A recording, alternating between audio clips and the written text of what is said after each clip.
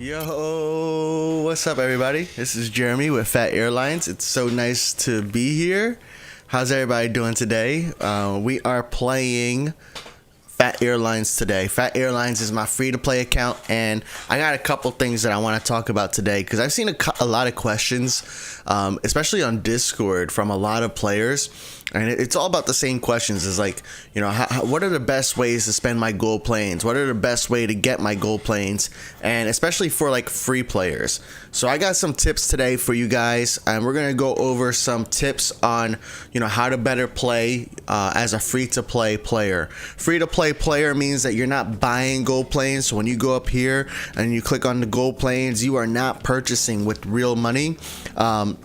But what you are doing is you should be claiming the 100 silver planes, and you should be also claiming the 10K. We'll go more into all the details of that in a few. But this is Phat Airlines. Phat Airlines, my Phat Airlines account is actually my free-to-play account. So I have a lot of experience with, you know, just playing World of Airports without paying to play. And I created this account so that way we can talk about, you know, how it is to play as a free player. I know it's a little bit different than somebody who's able to buy golden planes, so we'll talk about all the strategies and all the things you need to do in order to do that. But I also want to, you know, just say hi to everybody who's here live. Thank you all for being here. It's the first Saturday of the month, so the first Saturday of the month we do YouTube streams. All the other Saturdays we do streams on Twitch at 11 a.m. Eastern. So come join us if you're not already there. It's nice to see you all. We got Bruh Channels here, Kamikaze Stuff is here, Ruben's here, Hammy's here, Made to Move is here, Flamingo is here, Flamingo Express, Hammy Express is here, Hungarian is here, Airport Plane Spotting is here, Amit Mert K is here, DLFKFH1, what's up, man? Ultra's here, Brendan's here, Mike is here, AJ Gaming. See, AJ Gaming asked earlier while the countdown was going on, what's the best way to get gold? We'll go over that today as well, because that's a really key question, right? What's the best way to get gold is a question that a lot of free-to-play players are going to be asking, right? So we're going to go over that today for sure. Hungarian said, oh no, never mind. Who else is here? We got Cats. Cats is here. Cats is like Phat finally on time. You're finally on time. That's cool, man. I know you've been busy a couple times, so I appreciate that. Matrix is here. SF Striker's here. Noodles here. What's up, dude? Finn Air is here. Nico's here. Manchester Aircraft Spotting's here. Diane is here. Than is here. Sumati's here. Adam Todd is here. It's nice to see you all. So yeah, we're gonna talk about, you know, some tips for free to play, and I'm excited to talk about it because, you know, we're playing my free to play account, so it's gonna be good. They did make some updates to St. Martin Airport. You guys noticed? I don't know if you noticed, but as of 2.4.3, planes that are leaving the airport kind of take a different path. That's not anything to do with our video today or our stream today, but I did find it interesting. And you know, the small planes, instead of waiting right here and then taking off right over here, they will take that same path as the medium planes, which could be a good thing. It could be a bad thing, right? Because the good thing is that you have more planes that are able to like taxi and wait for departure. Bad thing is that like now you gotta wait for them to turn all the way around. So yeah, I don't know if anybody you guys probably noticed it, but this is my free-to-play account on Phat Airlines. We're level 44 at St. Martin. I have never paid for an airport to unlock on this account. I only level up my airports in order to get the next airport.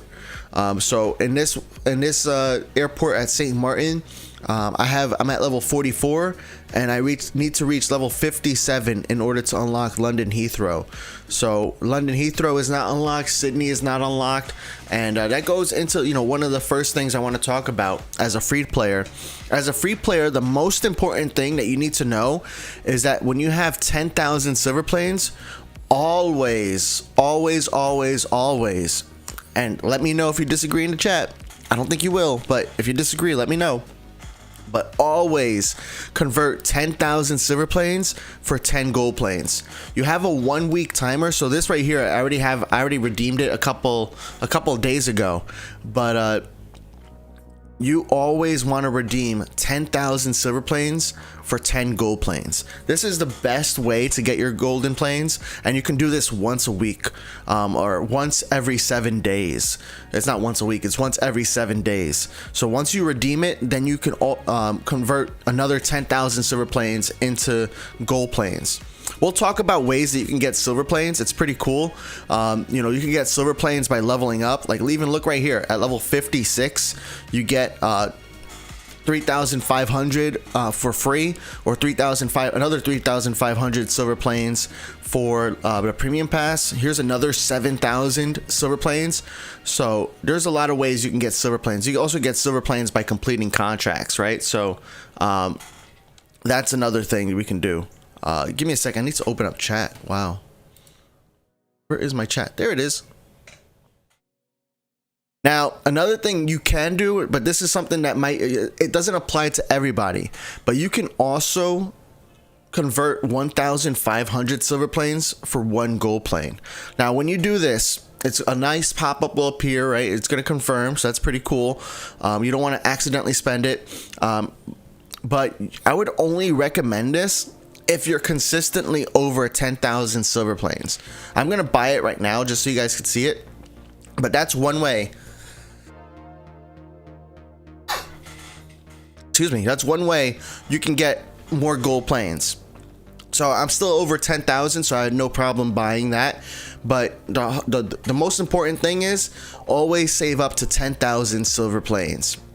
It's completely possible. I know it's tough at first, but I know there are many people in the Phat Airlines Discord that can that play for free, 100% for free, and they have hundreds of thousands of silver planes. So it's 100% doable.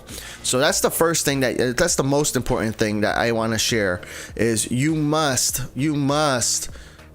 trade in your silver planes, 10,000 silver planes for 10 gold planes.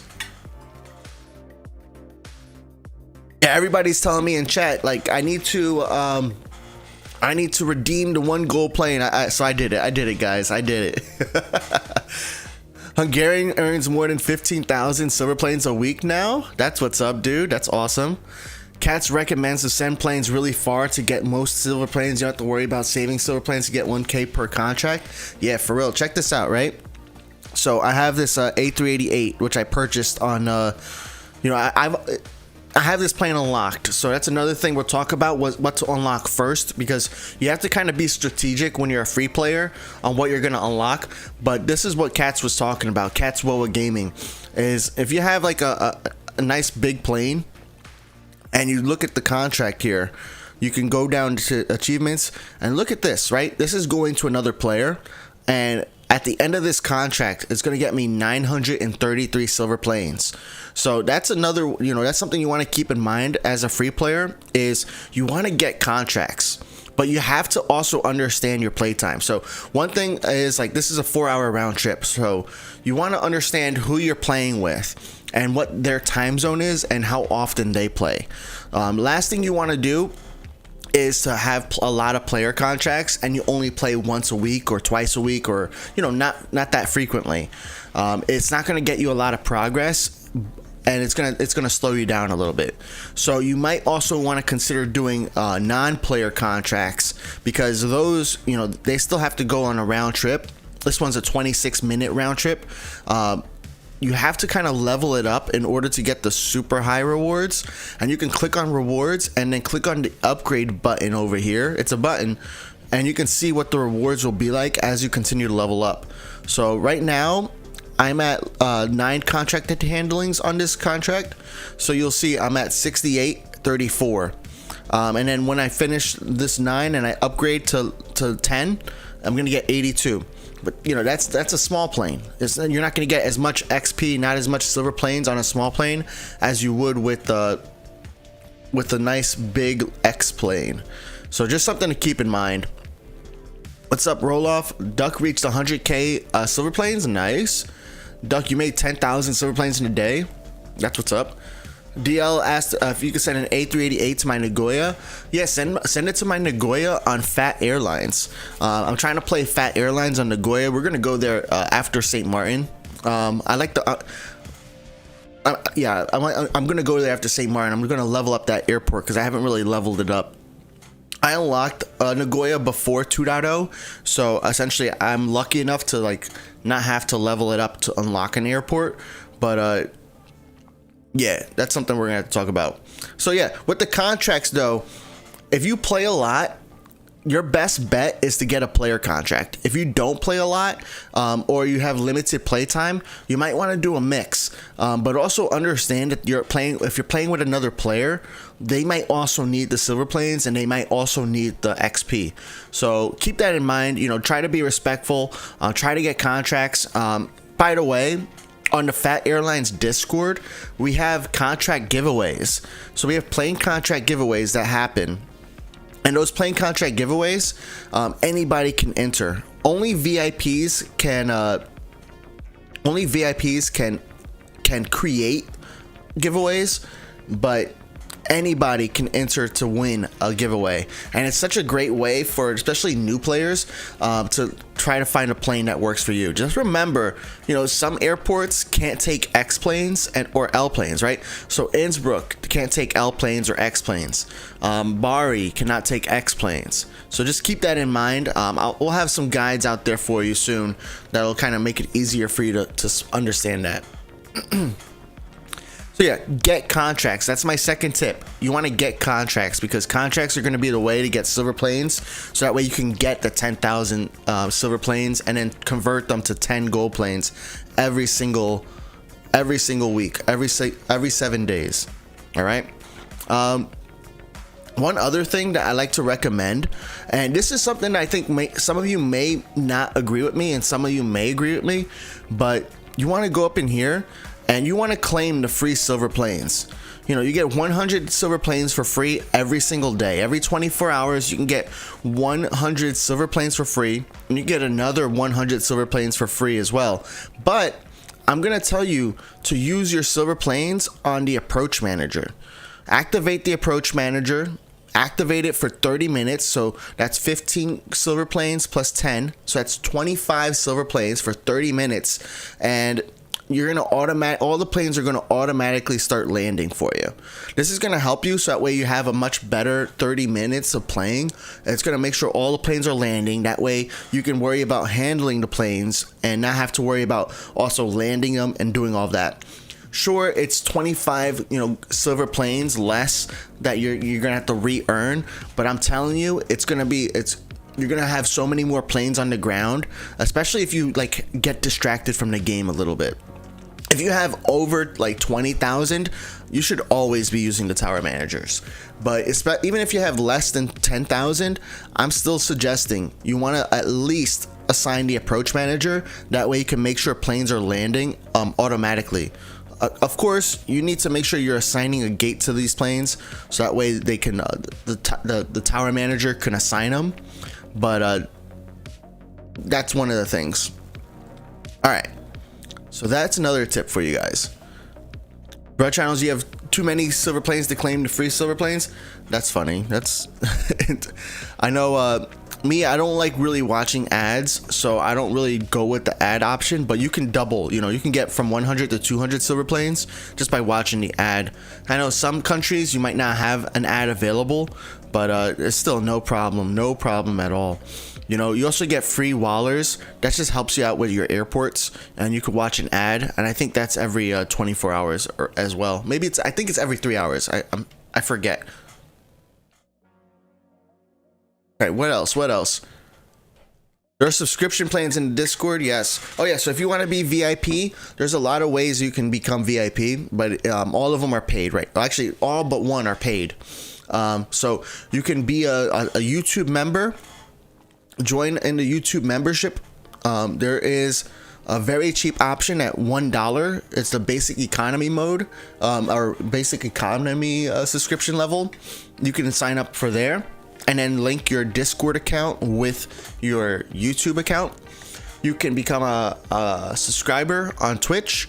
You can also subscribe on Discord, or you can reach level, I think, 25 on Discord by being active in chat.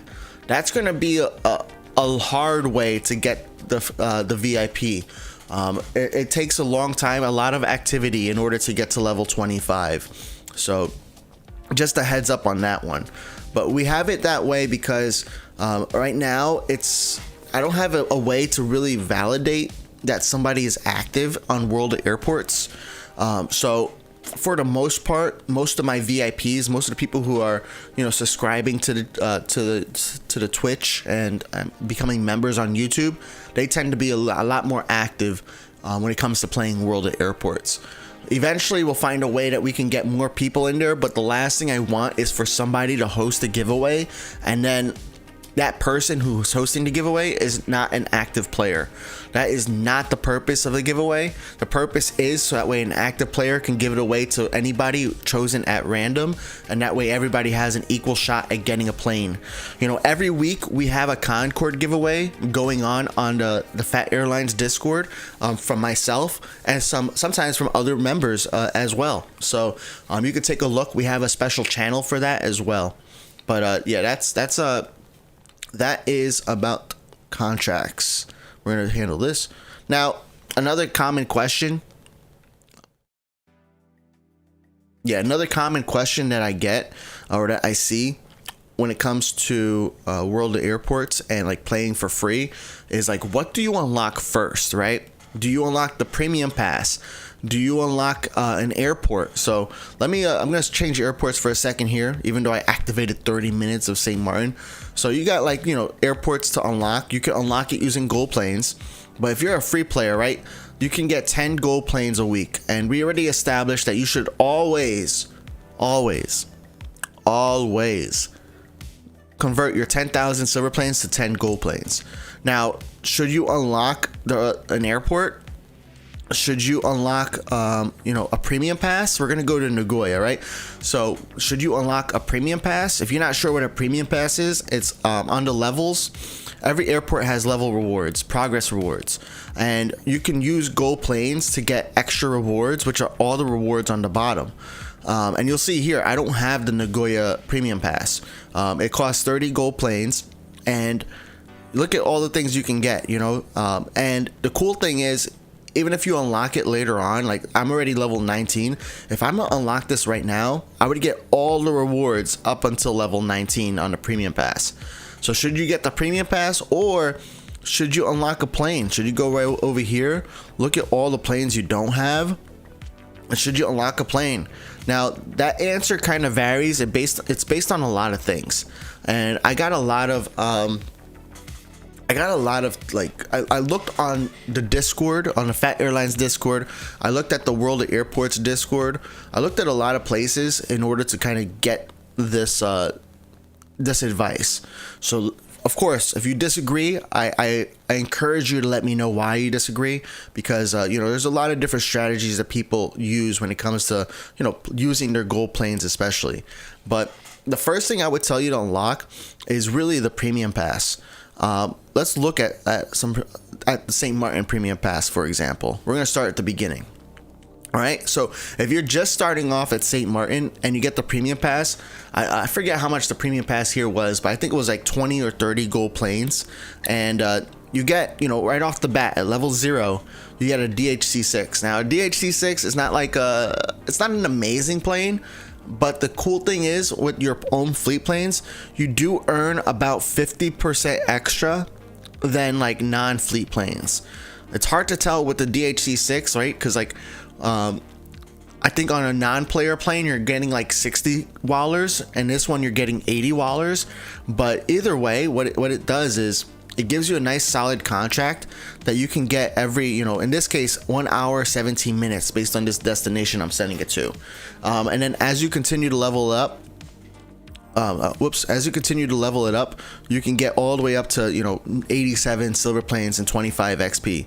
Eventually, I'm gonna sell this plane for wallers, and that's another thing that people will do, is just sell this plane immediately for wallers. That way you can expand your airport faster.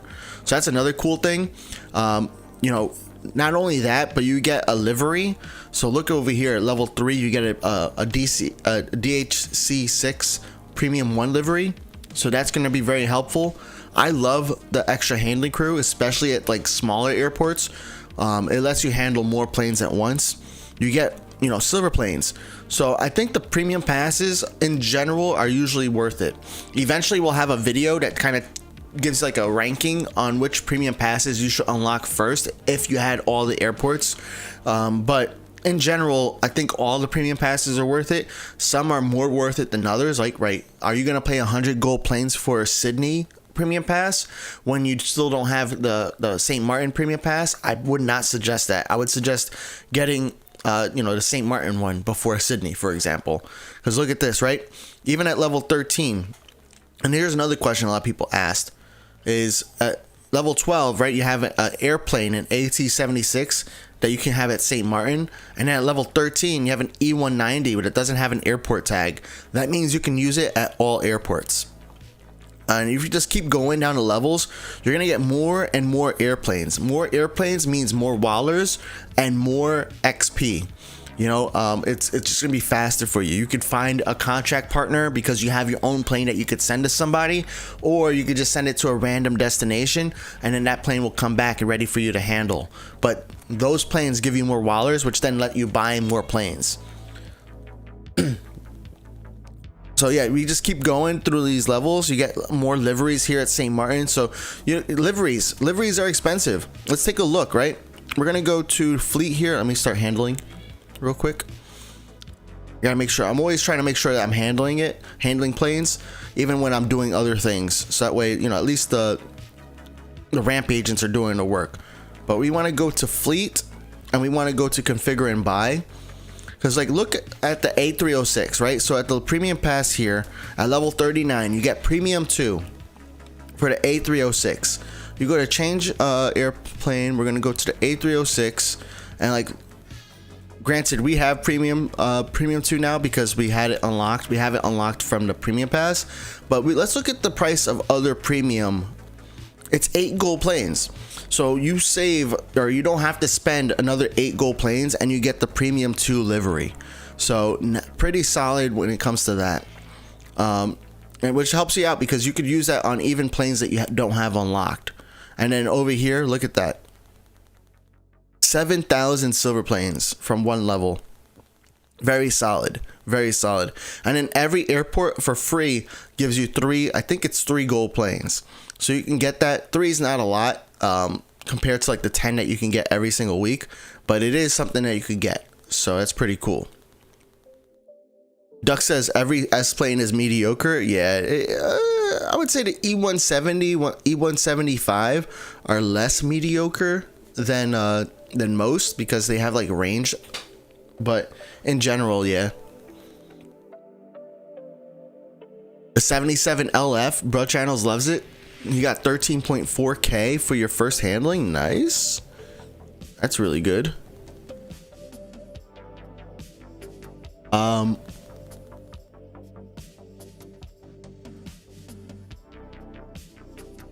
the A320, it says you get 950, but when it lands, it says like 2,000.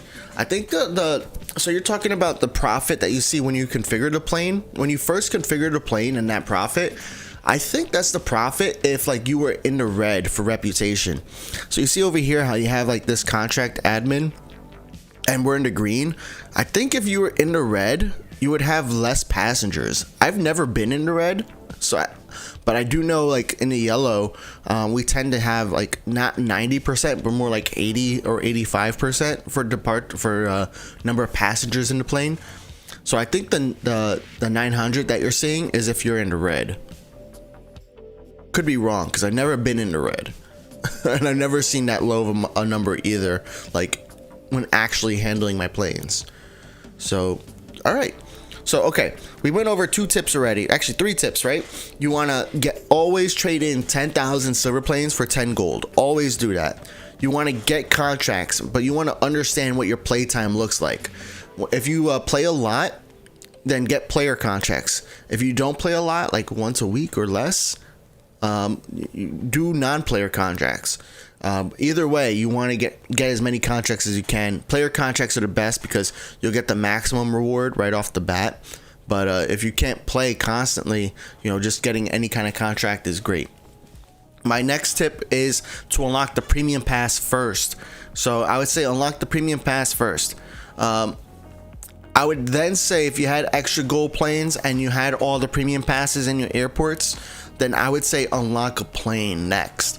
You don't want to, I don't really recommend unlocking an airport, and I don't recommend, all the other things you could spend your gold planes on. Like you could spend gold planes on silver planes. Like never do this. Unless like you buy your gold planes, then it might make sense, right? Because then you probably don't have enough silver planes.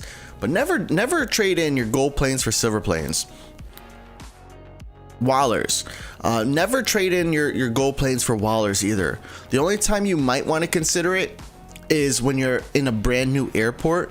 But as a free player, this is a very bad value. Like you can get an airplane, and over more time you can get this money back. You can get more silver planes, which then get you to 10 gold planes every single week. Handling crew, definitely. I mean, it's very useful. If you buy the handling crew with your gold planes, it's going to make the airport a lot easier because you can handle more planes at once. But for a free player, I would never recommend you spend any gold planes on handling crew. Just get the free 3 crew that you could get from claiming it here. Watch the ad if you can, and if you're playing on the airport and you still don't have enough, spend the silver planes. For contract capacity, again, as a free-to-play player, I would never recommend you spend your gold planes on contract capacity. Just work, play the game enough so that way you can get an abundance of silver planes and use that to get more contract capacity. When you buy contract capacity using silver planes, it's every 24 hours. Every 48 hours. So when you buy silver planes, when you buy contract capacity using silver planes, you get it.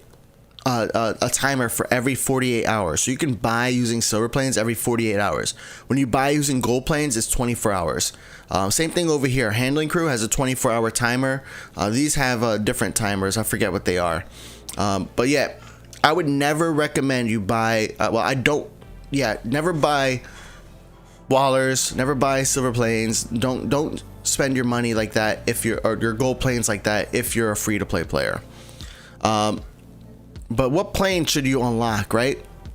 So I'll show you what planes I unlocked in my main account, or my free account, excuse me.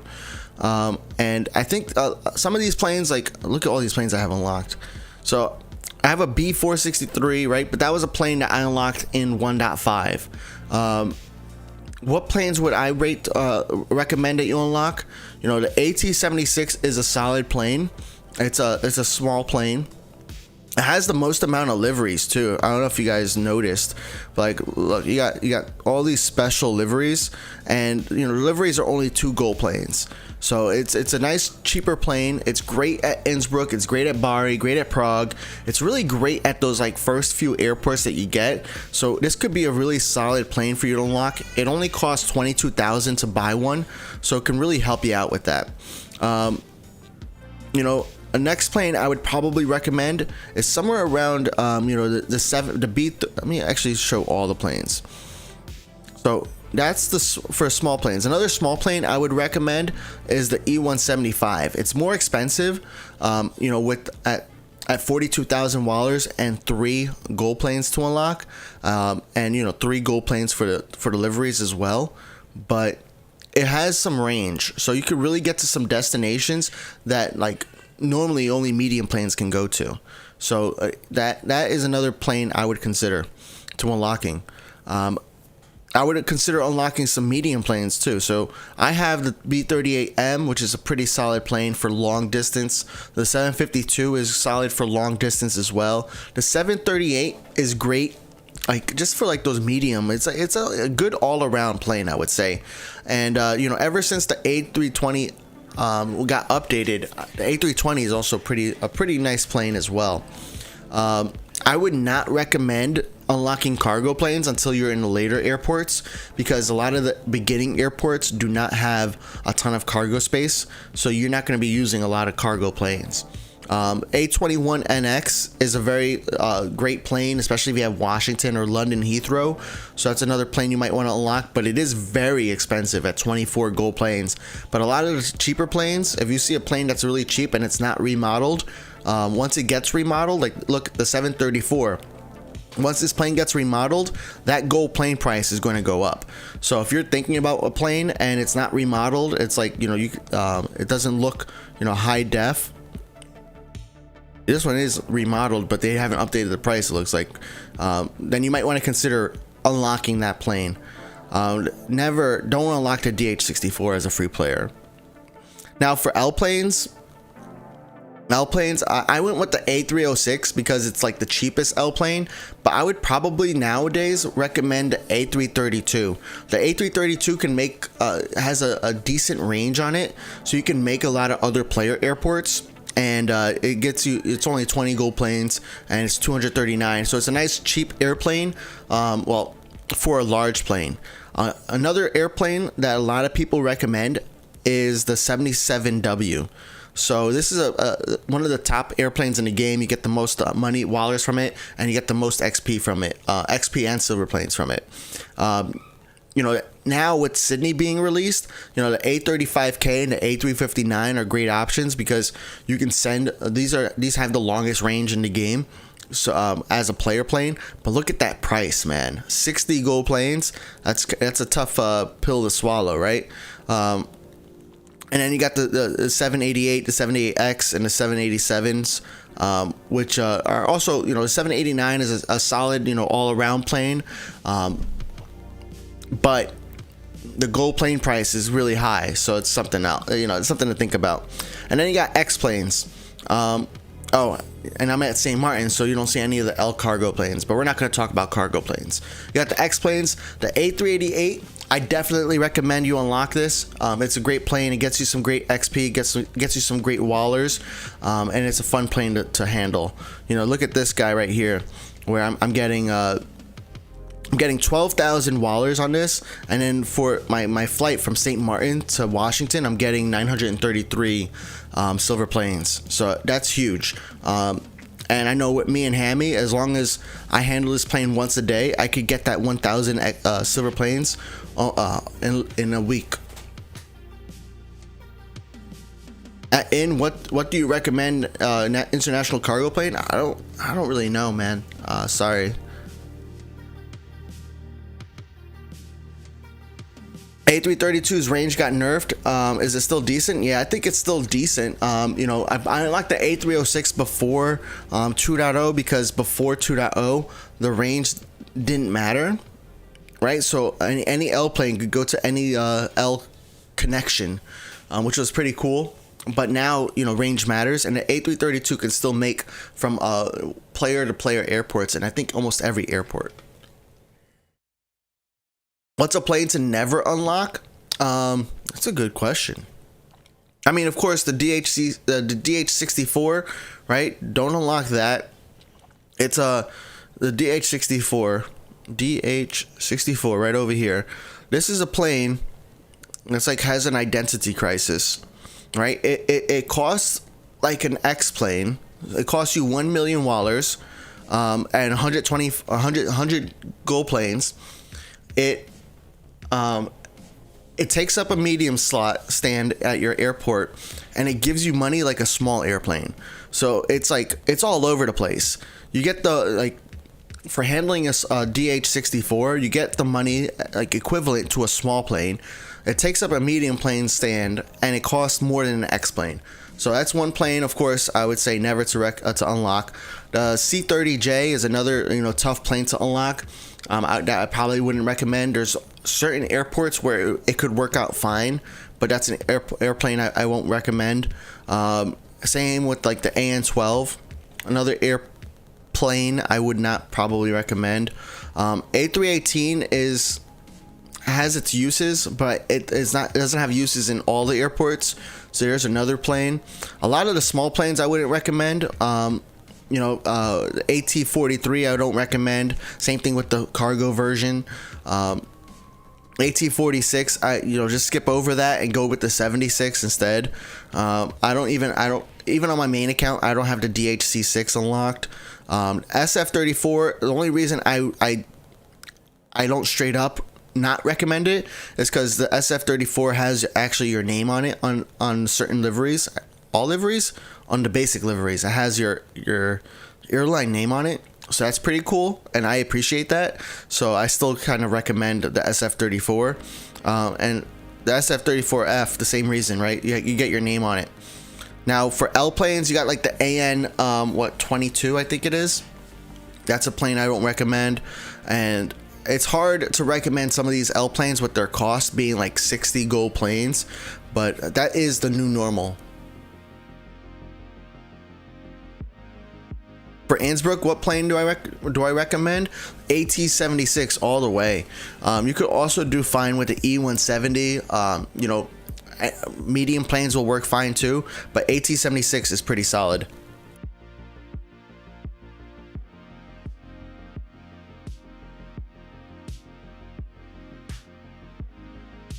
He recommends them, not, but to unlock them. But yeah, he has them.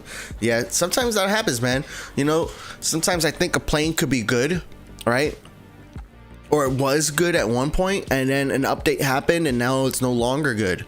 I can't predict the future, so I don't know if an update's gonna come that nerfs a plane or buffs a plane.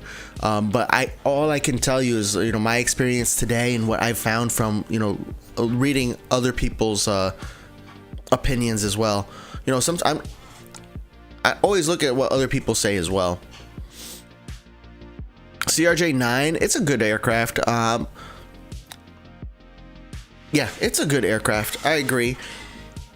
You might want to, if there's a time to unlock it, it's like now before it gets remodeled and the price goes up.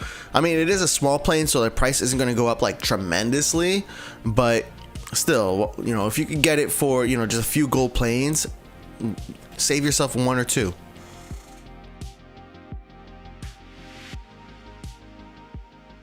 Yeah, we don't know what the next airport's going to be yet. They haven't really announced it. They've said they have some ideas because they talked about it in Ask the Developers. I have a video about, it's a 30-minute video, so I understand why maybe not everybody's watched it all. But I have a video here on YouTube, and it talks about the Ask the Developers, where they talk about potential airports that might happen in world airports. Now, by the way, a lot of people have been asking me to mention this, so I'm going to mention it. I'm not going to mention it again, but there is an image online which has like a timeline, and that image is not real. And if you actually looked at the image, it's a timeline. It was originally made with good intentions based on things that were said, but essentially it's not developer approved. It was not. It's not right. And if you look at it, you'll see it says like the CRJ remodel comes out with Sydney, which was the developer's original intention, but we still don't have a CRJ remodel. So just think, don't post it, and there you go. That's my public service announcement. All right, let's keep giving you guys more tips for free to play. All right. So the first thing is always unlock the 10 gold planes for 10,000 silver planes. Always do that. Always. That's weird. I told this plane to line up and it's not lining up. That's sad. All right. Always turn your 10,000 silver planes into 10 gold as soon as you can.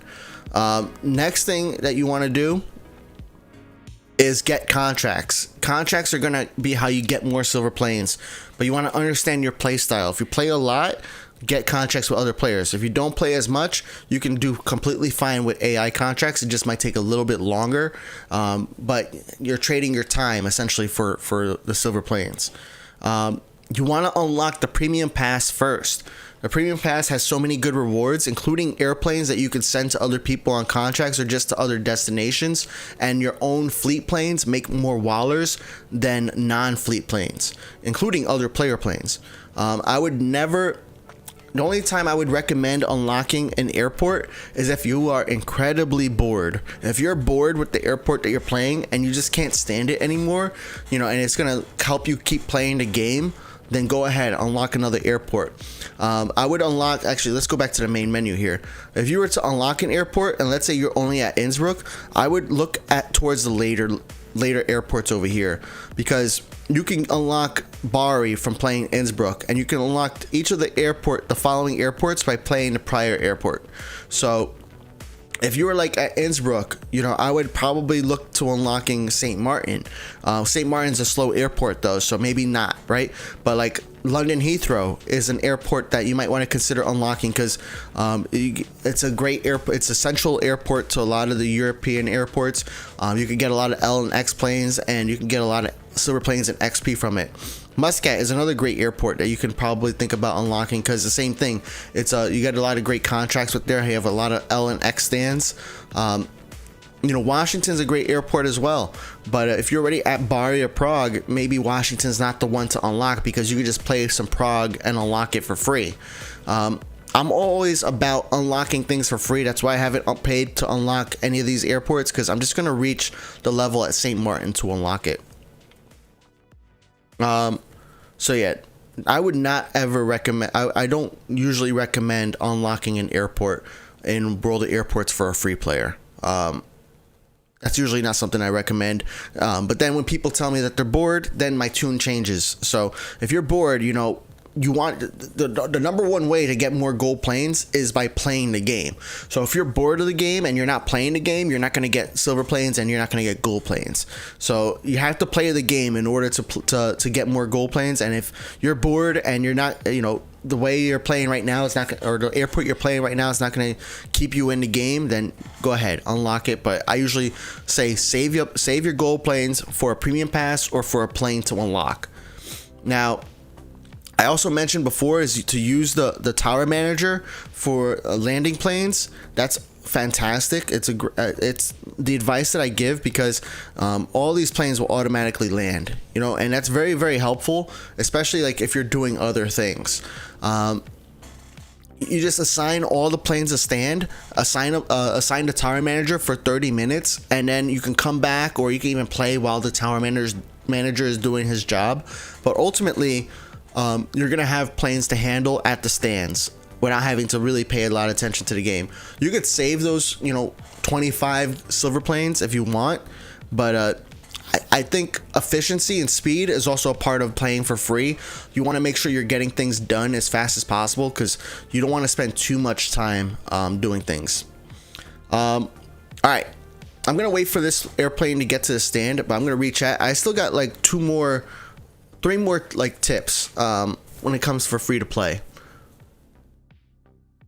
What's up, Alan? Alan said, Phat, what if I don't have a plane that I could sell? I don't want to have so many player contracts level fast in my Sydney. Then just I mean, you could. So at Sydney, you could do fine with just. I mean, in all the airports, you can do fine without doing player contracts. It's just gonna take you a little bit longer. You know, I'll show you. Watch this. Right, this is my own plane, and it's not going to another player. It is going to a playable destination, but it's not going to another player specifically. You see, it's just going to Prague, but it's not going to another player. Actually, let me heart the plane too. And it takes a while to really kind of ramp it up, especially like I'm at level 44 and this plane is only at 3. So I'm only going to get 11 XP for completing this contract. That's not a lot.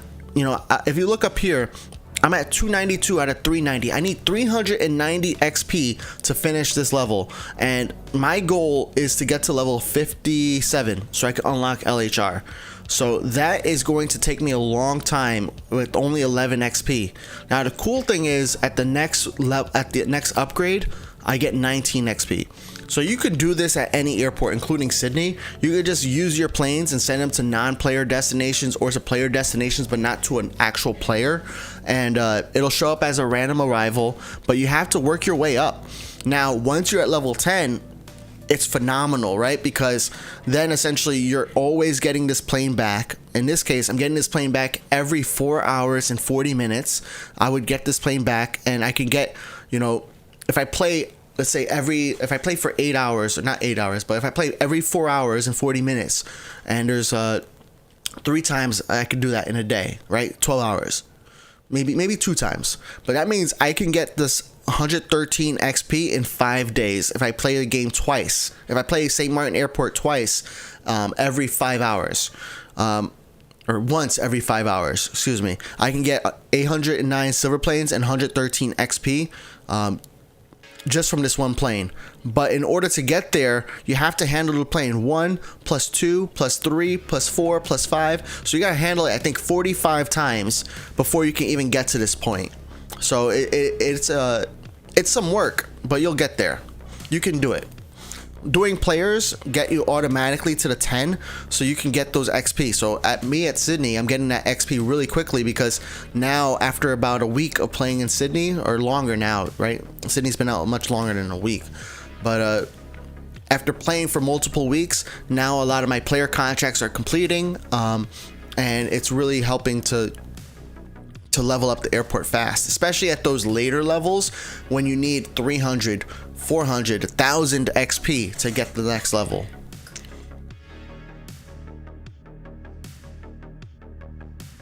You don't have many stands is the problem. So yeah, you just need to, you just got to handle planes. If you don't have fleet planes give you the most wallers.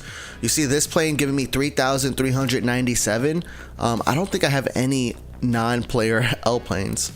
Let me see something. But like, if so, this A306 is giving me 3,400 wallers. If it was not my own plane, it would give me about 1,400, 1,500. So I'm getting almost twice as many silver wallers from these my own planes. So even at Sydney, you know, if you had especially if you had the premium pass, if you get those medium planes, it'll help you, so that way you can get more wallers. All right, let's go to my next tip, because I wanted to wait for this plane to get to its stand, and it's at the stand. But my next tip for free-to-play players is to play the other airports. You know, just because I have St. Martin and I'm working on St. Martin doesn't mean I have to focus 100% of my time and effort on St. Martin. You can, if you're an existing player, you probably have other airports that are very low level or have no level at all. They all have rewards. They all have premium passes that you can get the rewards from. That's why I'm playing Nagoya on my Phat Airlines account, because there's so many rewards here that I can get to unlock. And as a matter of fact, I'm gonna go ahead and purchase the premium pass here, because that is my advice to you guys, is that you should purchase the premium pass. So I'm gonna show you here exactly why I do it. You know, not only do we get all these planes, which is great, but we get, you know, a boost of wallers. I mean, I don't really need it at 600,000, but the extra handling crew is nice. You know, the extra wallers are pretty cool. The airplanes are very, very nice, especially when you're like in the beginning levels. These airplanes are going to give you more wallers, so it's going to help you out a ton. You know, contract capacity is nice as well. So let's just redeem this all. And then of course we get the liveries too. We get an A319 and a Premium 4 livery for free. Well, not for free. I already paid for the premium pass, but it's included with the premium pass. So that's pretty cool. But another reason why you want to go back to the other airports is because you have planes and you have contracts on these planes. And you know, look at this contract, right? It's at 2 out of 3. So you can get these silver planes. You just got to push it back, handle the plane. I would also, you know, again, I'm going to assign the approach manager at 2% for 30 minutes. That way I can assign all these planes to land, and the planes are just going to land automatically. So that way I don't have to focus on them. But yeah, come in here for 30 minutes, play an airport, get one more handling on that plane, and then like this plane right here, as soon as this plane lands, I'm gonna get 21 XP and 159 silver planes. Now it doesn't sound like a lot at first, especially when you're trying to think about 10,000, but as this plane levels up, so actually yeah, as this plane levels up, I think I was looking at this one, the 748. As this plane levels up, I'm not gonna, it's not gonna be 159 silver planes. It's going to be 259, 382, 528, and then look at that. Now this is an X plane, right? It's a 748F, so it is an X plane, but still 1,347 silver planes for handling that plane. That's why you can't sleep on your old airports. You have airplanes that have been working through their contracts. You might have even airplanes that are coming in working through their contracts, which are getting the 10 rewards right off the bat. So don't forget about your other airports. I know I'm even guilty of doing this sometimes, where I forget to play my my old airports, but that's something I'm gonna work on, so that way I could get some more silver planes. Because just even 15 or 30, actually I don't think you can just do 15 minutes, because especially if you have X planes, but even just 30 minutes you can do it. What's up, Vigor? Vigor said I'm stuck on St. Martin. You don't have any gold planes, so it's tough at first. St. Martin is a tough airport because it's a small airport, right? So really what you want to do is probably go back to Innsbruck, go back and forth. If you have St. Martin, that means everybody has Innsbruck. So handle all the planes at St. Martin, then go back to Innsbruck, play some Innsbruck and handle those planes. You'll get some silver planes, and that way you can get some gold planes. You want to save up for 10,000 silver planes so you can convert them to 10 gold planes, because it's a much better rate than saving up for 1,500 silver planes for one. And once you do that, things will get a lot easier. It's going to take you maybe 2 or 3 weeks so you can unlock a premium pass, but that's going to help you at St. Martin especially.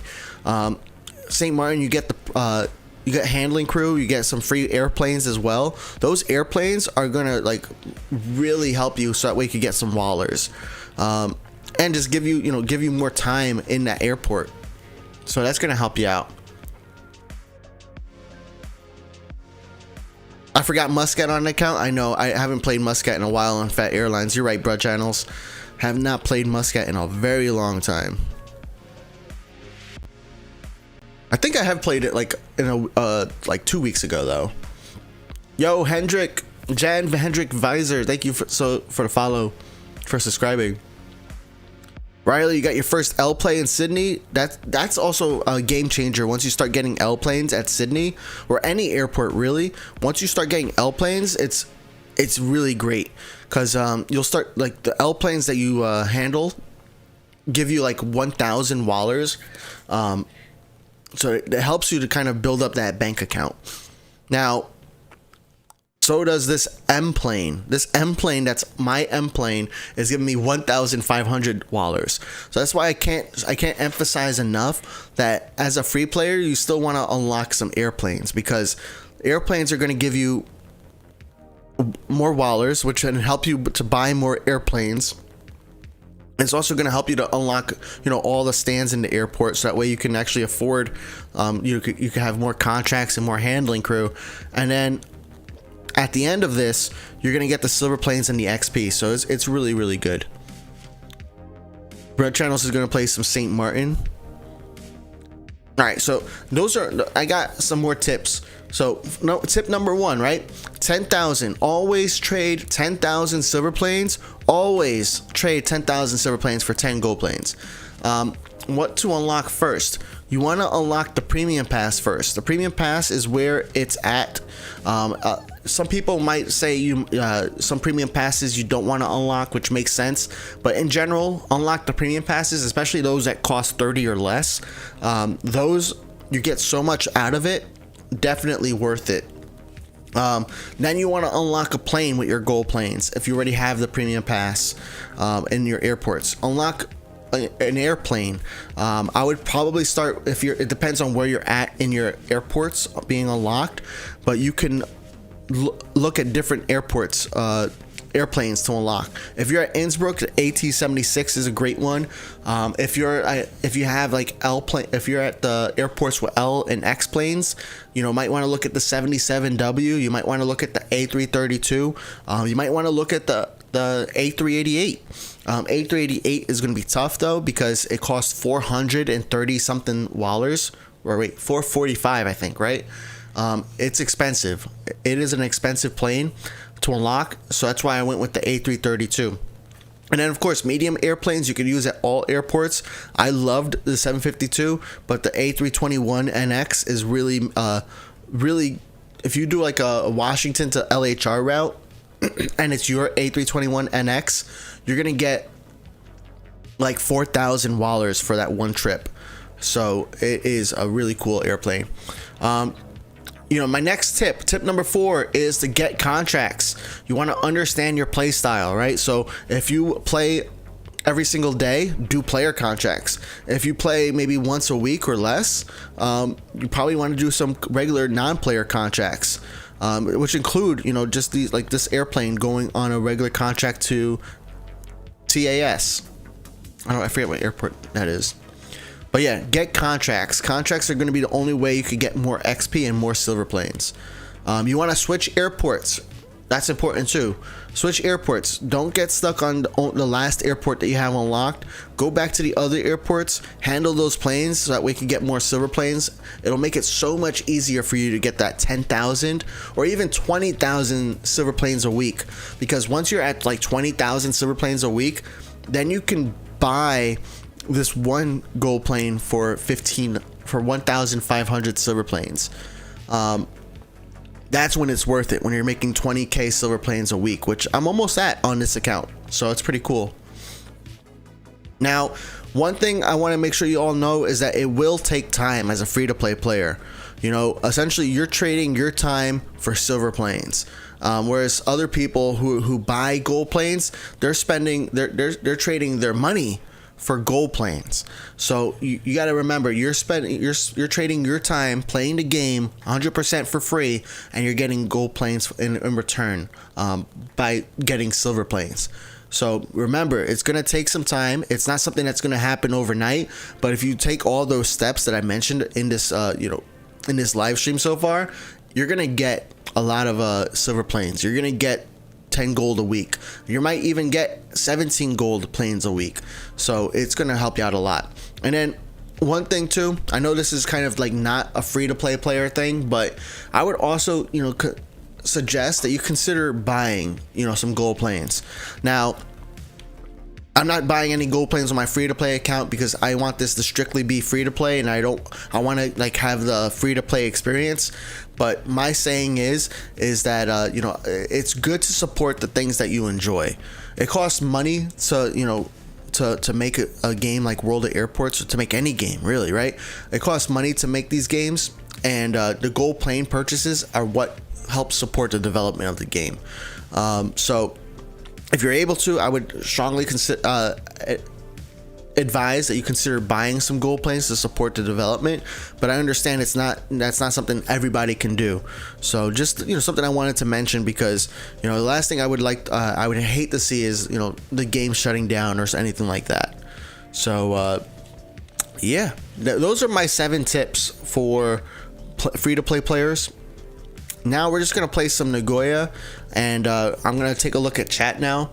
I know I haven't I've looked at chat. I've seen a couple of your messages, but now if you guys have any questions, especially questions I didn't answer in the last hour, then yo Apollo, thanks for subscribing. Yeah, if you guys have questions that I didn't answer, especially if it applies to free to play players or for your specific scenario, go ahead and ask it in the chat. I'll be looking at the chat and reading it, and we'll spend like another 30 minutes or an hour here just looking at your questions and seeing how we can help you out. All right.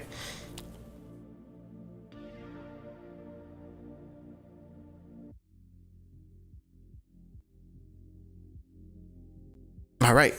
But yeah, always trade 10k silver for 10 gold. That's the number one thing, man. Hungarian said, for everyone who wants a lot of silver planes, reach level 30 at Leipzig with AI planes because those cargo planes give so much silver planes. That's true. That's one thing I didn't really like touch on. I think I kind of mentioned it like softly once, but cargo planes do give more XP than non-cargo planes. So that can help a lot. So Leipzig might be an airport you might want to consider to unlock as well. Leipzig could be tough at first though, because you get all those cargo stands and you really don't start to get like cargo planes. Actually, you can get a cargo plane from a local contract, which is pretty cool, but you really don't start to see a ton of like cargo planes until like you start leveling up a lot more. You're getting them through the pass, so that's what helps you out. What did you win? Oh, I was just Hammy, I was testing my new giveaway bot, so that way I could do giveaways on YouTube too. And since you were the only one to type in !send contract in the chat, I wanted, you know, I have you list in my list, so I wanted to check to see if my running the giveaway would actually work, and it did. So that was pretty cool. And that way I don't have to, I can open up less apps on my computer when running giveaways on Twitch or on YouTube. And actually, with the current program I'm using for giveaways on streams, I could not do a giveaway on YouTube. So we might be able to do some giveaways on YouTube going forward.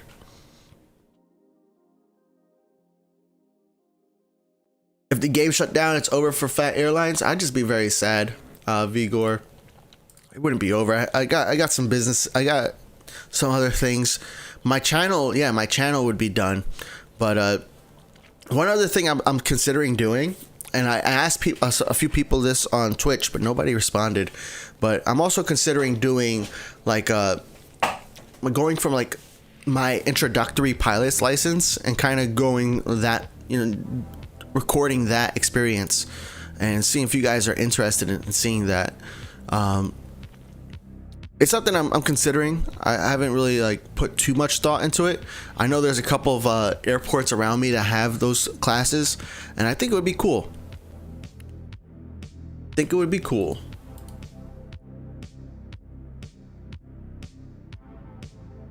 Roy Plain asked, what do you think of Sydney? I think Sydney's a cool airport, but for all the people who are asking if I should unlock Sydney, I would probably say no.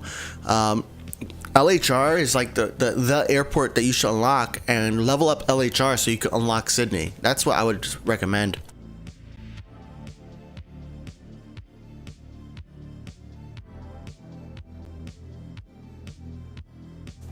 Yo, what's up, Twill? Should you buy Heathrow or keep grinding at St. Martin? I just, you know, I don't usually recommend buying airports, but since you're at St. Martin already, what level are you? Like, I don't know. LHR is a great airport for grinding and playing, but if you're at St. Martin and you're already progressing, like just continue to level up a little bit. Play some of the other airports so you don't get so bored. But if you don't have St. Martin, then LHR might be one to consider to unlock. But in general, no, just keep playing, I would say. Hammy wants a plane. You got it, Hammy. I'll send you a plane. Let's buy a plane for you. You did win the random giveaway.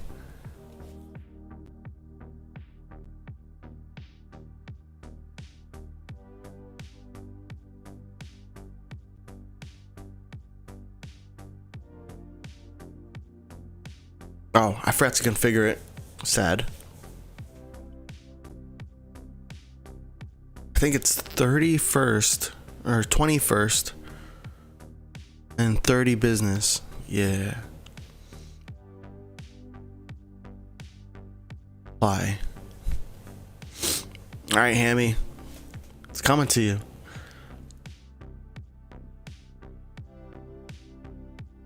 You played Leipzig for 24 hours straight, bro, channels? That is... I'm not even mad. I'm impressed.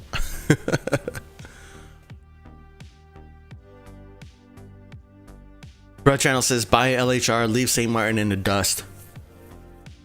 Airport plane spotting. You got level 81 in LHR today? Nice. It took you 45 minutes. Hey, congrats. Welcome to Sydney. Vigor is level 24 at St. Martin. Yeah, so that's such a tough spot, right? Because I know how long it's taking me to get to like level 44, right? It took me so long to get to level 44 at my St. Martin. And I mean, my personal policy is to level up the airports. Why pay for something using that premium currency that you can also unlock for free? That's the way I think. You know, you can't unlock airports for free. You can't unlock airplanes for free. You can't unlock the premium pass for free. So that's why I recommend using your gold planes on those two things before unlocking an airport. You can unlock an airport for free. So essentially, if you decide to unlock an LHR and not wait to unlock LHR, you know, for free, essentially you're getting an LHR costs, I think, 18 gold planes. You're getting rid of almost 1 week of free gold planes. You know, 10 gold planes plus 1 gold plane every single day, 17 gold planes. So 1 week and 1 day. You're getting rid of 1 week of free gold planes that you can get that you could have used on another airplane, on a premium pass to get you more silver planes. So I know St. Martin's not like the most exciting airport, but just turn on the tower managers, have the planes landing, and you know, try to get more contracts. Maybe get that premium pass if you don't have it already, because that premium pass, as soon as I unlocked that premium pass, my experience at St. Martin got so much better because I was able to get more wallers. I was able to handle more planes at the same time, and I was able to unlock the stands.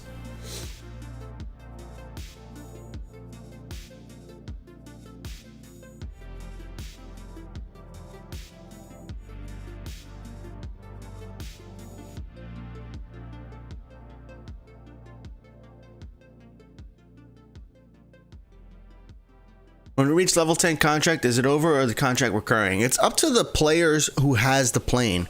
Whoever owns the plane, actually, hold on. Yeah. Whoever owns the plane can decide whether or not they want to extend the contract.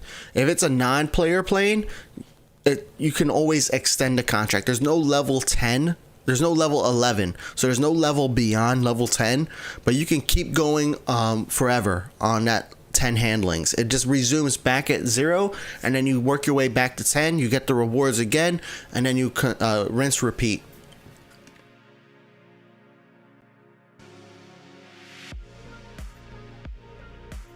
What's up, Plane X Gaming?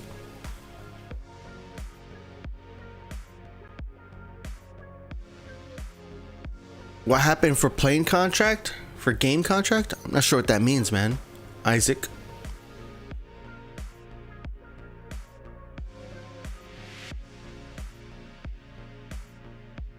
What's up, Captain Daniel and Rosie? Why are you saying that the game can close? No, I don't think the devs are experiencing any issues. I'm just saying I've seen so many other games shut down, right? Because they're how do I word this? They're not getting as much revenue as they need to maintain the game. The developers have not made any kind of like announcement or anything like that, but especially with free-to-play games, it's so easy to just kind of like play the game for free and not spend any money. And one of the things I like to do personally is just to make sure that I'm supporting the things that I enjoy. So I go ahead and spend, you know, my money on gold planes. I know not everybody has the capability of doing that, but I want this game to last for a long time. And you know, I was just saying, things in real life, and this game, I mean, it is a real life game. It is real. It takes real people to make this game, and things in real life, they do take real money to make. Not that they're running into any issues, no. Not that we know of, at least. They haven't said anything publicly or privately, but like even with the private messages, I don't leak private messages. Hey Phat, can you send me an L plane to my Heathrow? 2 cushion 3. Gotcha. I usually don't send a lot of planes. I usually try to do giveaways for my planes nowadays, so that way everybody has a nice fair chance of getting some planes. And it's kind of tough on stream for me to do all the planes, because not only do we have to, you know, buy the plane, then wait for the plane to land, and then we have to configure the plane, and then we have to, you know, send a request, and then we have to wait for you to send to approve the request. So it's a lot. You saw the nose wheel light floating? That's funny. At what premium passes are not worth it? I mean, it's all, I think, subjective, right? Because it's about what you value in a premium pass. Do you want livery? But I said earlier, all the premium passes that are less than 30 gold planes, 100% worth it. I think all of the premium passes are worth it, because all of the premium passes, even Washington and even Sydney, which cost over 100 gold planes, all of them will give you at least an additional 15 handling crew. I think Sydney gives you 20 additional handling crew, and if you were to buy 20 handling crew just from this button right here, that would cost you 180 gold planes. So that alone makes it worth it. But some people don't care about handling crew. Some people don't care about contract capacity. Some people don't care about the fleet planes. So it's really about like what your preference is. But like, even getting all these planes over here without having to unlock them and without having to buy them for wallers is so huge. Especially when you're first trying to level up. You can claim them, and then you can get them into your airport. They do take a contract slot, so that's the only like bad part. But you're gonna get more wallers from this. You're gonna get more. You're gonna get more XP, because you don't have to wait for another local contract or buy a map contract or anything like that. So I think all of them are worth it. The ones under 30, 100%, those should be like an instant buy as soon as you can. You know, like London Heathrow is pretty decent at 80 gold planes, I think it is, but like 80 is kind of expensive, but there are like 81 levels, so it's not too bad.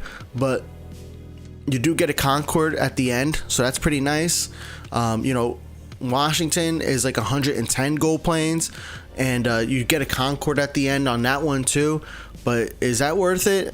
I think yeah, still. You know, Leipzig, I think, is like 60 or 80 gold planes, and you get the Beluga, you get an A124, you get an A225. Some people simply don't care about those planes. They don't want them, so they'll tell you that it's not worth it. So I mean, it all depends upon like what you like in this game, and if that means a lot to you. You know, some people just want to get the free liveries from the premium pass. Right, that's what they really want to see, is more free liveries in the premium pass, which is great, right? Because liveries are getting expensive. Even a small livery is 2 gold planes. You know, a medium livery is going to be like 8 gold planes. So that's going to save you a lot of cash there too, a lot of gold planes.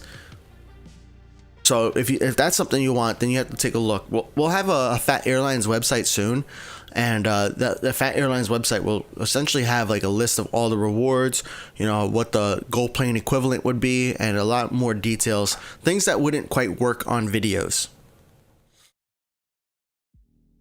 You're gonna buy gold planes and trade for green money? I don't recommend that, but you do you, bro.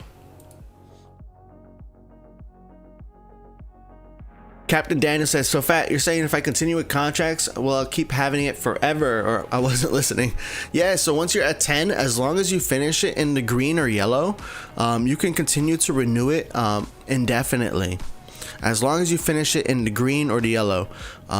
If you're sending it to another player, the other player has to accept it, but you can keep going at it indefinitely.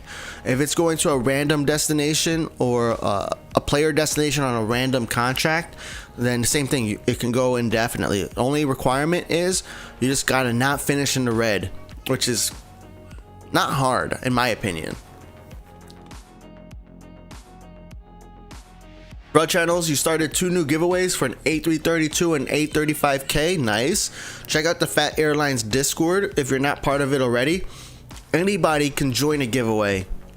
So if you're looking for an A332 or A35K, I don't know what airport he's sending it from, but you might be able to sign up depending upon if that airplane can get to your airport.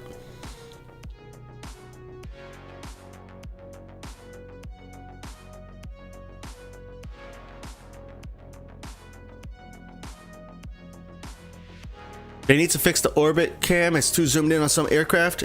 Yeah, it can be. It can be a little zoomed in. You're right. You're not wrong. But I'm still loving the camera though. I'm still loving the camera though. But we also had the same problem on like the different tower views on like some planes.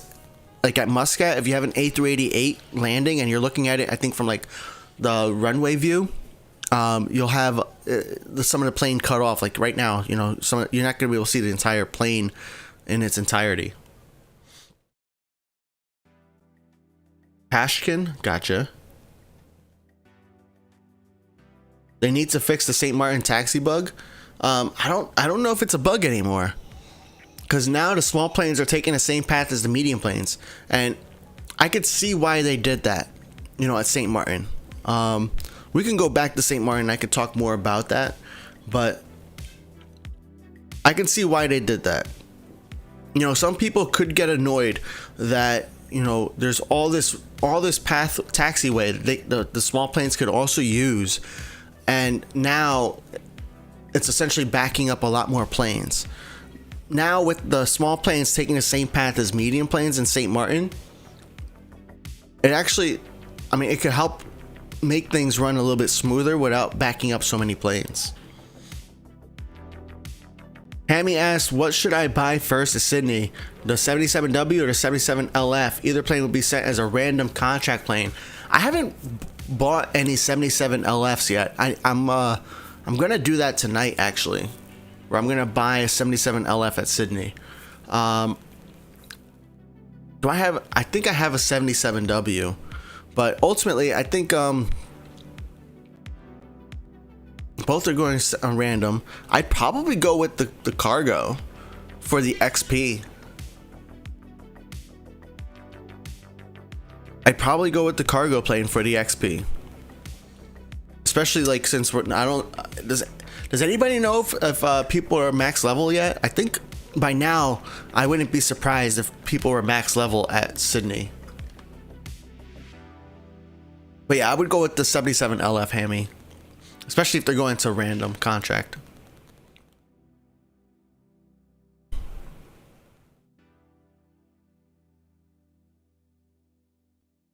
Whenever I line up a plane and won't go onto the runway due to there being a couple planes blocking it, that happens at like every airport now, if you play long enough. Catalin, what's up, Cat? So I just realized the Phat's playing Nagoya, 0.01 rarity. I know, right?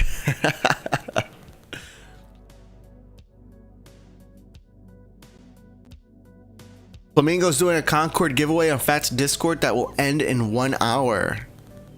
Nice. Thanks, Flamingo. Flamingo's Concordes are very known. Very well known. How many X-Planes do I have at Sydney? My own X-Planes, I think only have 1 on my own fleet. But like maybe 10 total from like other players sending me X-Planes. Keyhang, anyone have Concorde? I have a Concorde on my main account. Not on my free account though. This is my free account that we're playing on. Hammy, did you unlock the Concorde, by the way? I know you were so close, right?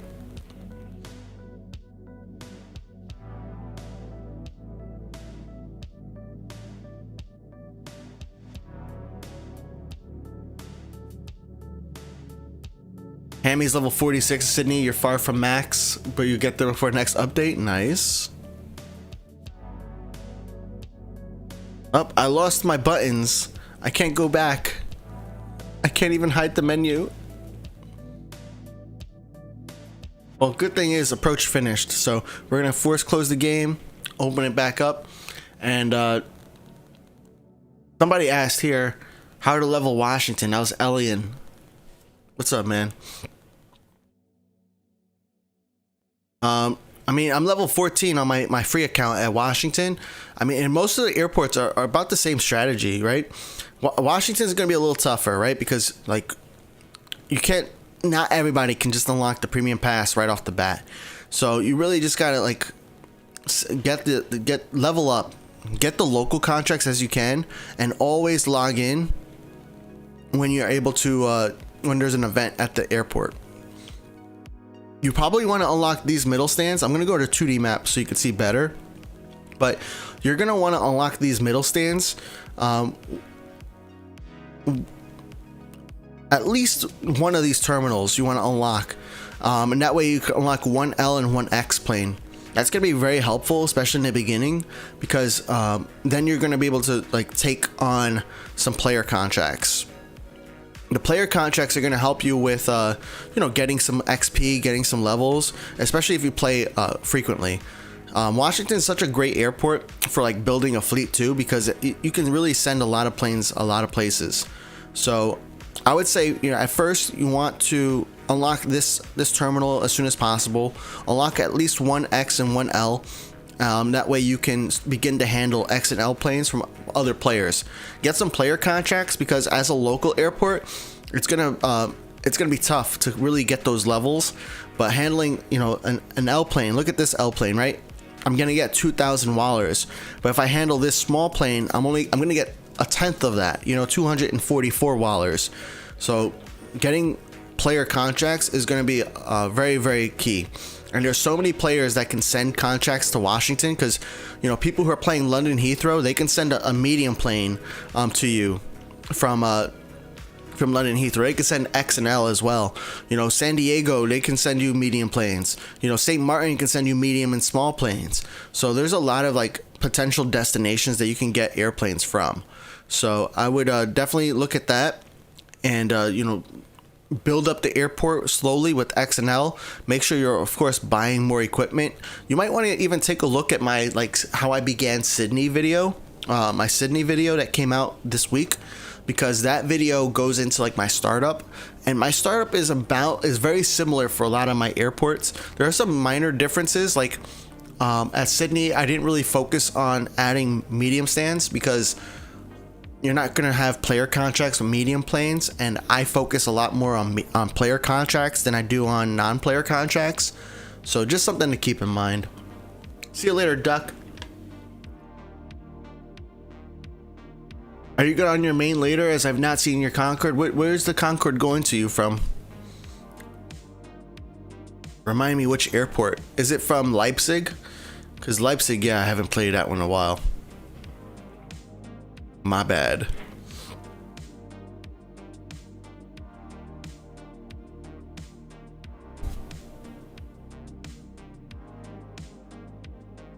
Bloodwatch. Have you ever bought ground staff? So yeah, you do have to buy the equipment. But have I ever purchased handling crew? Is that what you mean? Yeah, on my main account, I'm starting to buy more handling crew. It's like, the way I think about it, it's almost like making the game easy mode.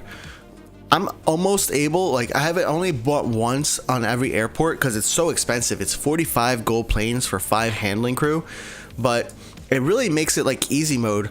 Eventually, I'd be able to handle all the L and X planes at the same time at Washington if I bought enough, and it does make the game so much easier, I gotta say.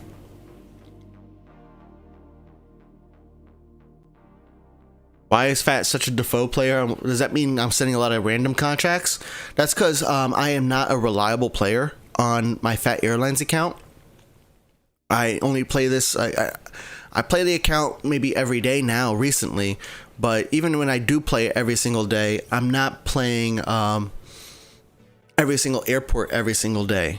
I'm not playing nearly as much as like on my main account. So for me, it just makes sense for me to send it to a random contract, so I'm not hurting any other players or slowing them down. Now I do have like some contracts with other people, but I think for the most part these people know that this is my second account. It's more casual, and their understanding. I know Hammy knows for sure. You're having McDonald's for dinner? I think I'm having Chick-fil-A or pizza. I did some things at my church. We hung up some televisions on the wall, and I got the TVs working with the computers. So today we're going back to church, and we're just gonna like rewire everything so that way it's nice and clean. It looks instead of having cables all over the place. You're somewhere between 12 and 15 in IAD. Me too. Nice. Yeah, I usually go into these airports when there's an event. So I don't usually go into like Washington just to play. I'll play Washington when there's an event, or I'll just like accept the event plane and leave sometimes, and then handle a bunch of them all at once. So I think I got to like level 14 by like handling a bunch of contracts all at once. Broad Channels has 2 giveaways that end in 17 minutes on the Discord, the Phat Airlines Discord. Yo, what's up, Fleeting? Fleeting says, is the B463 worth to go use at LHR to send to Innsbruck and Prague? I should go for an M plane like that, or should I go for an M plane? If you're doing like player contracts, it's very helpful for like a new player, especially to get that small plane. If you're doing a random contract, you're better off doing a medium plane because you get a little bit more money on that. But both will work. Subscribe to Phat Airlines on the TVs. I mean, they are smart TVs. You're right.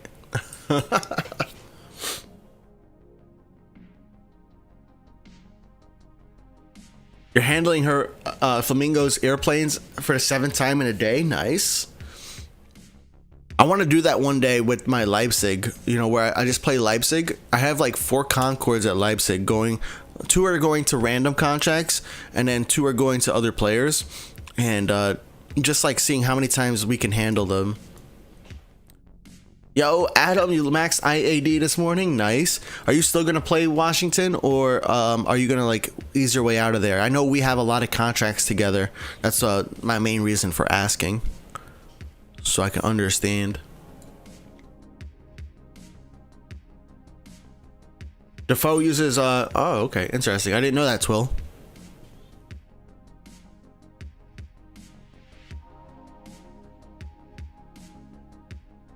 You refresh Discord, logs you out, you try to log in, it says incorrect, and then when you put the same password, it lets you in. It's weird.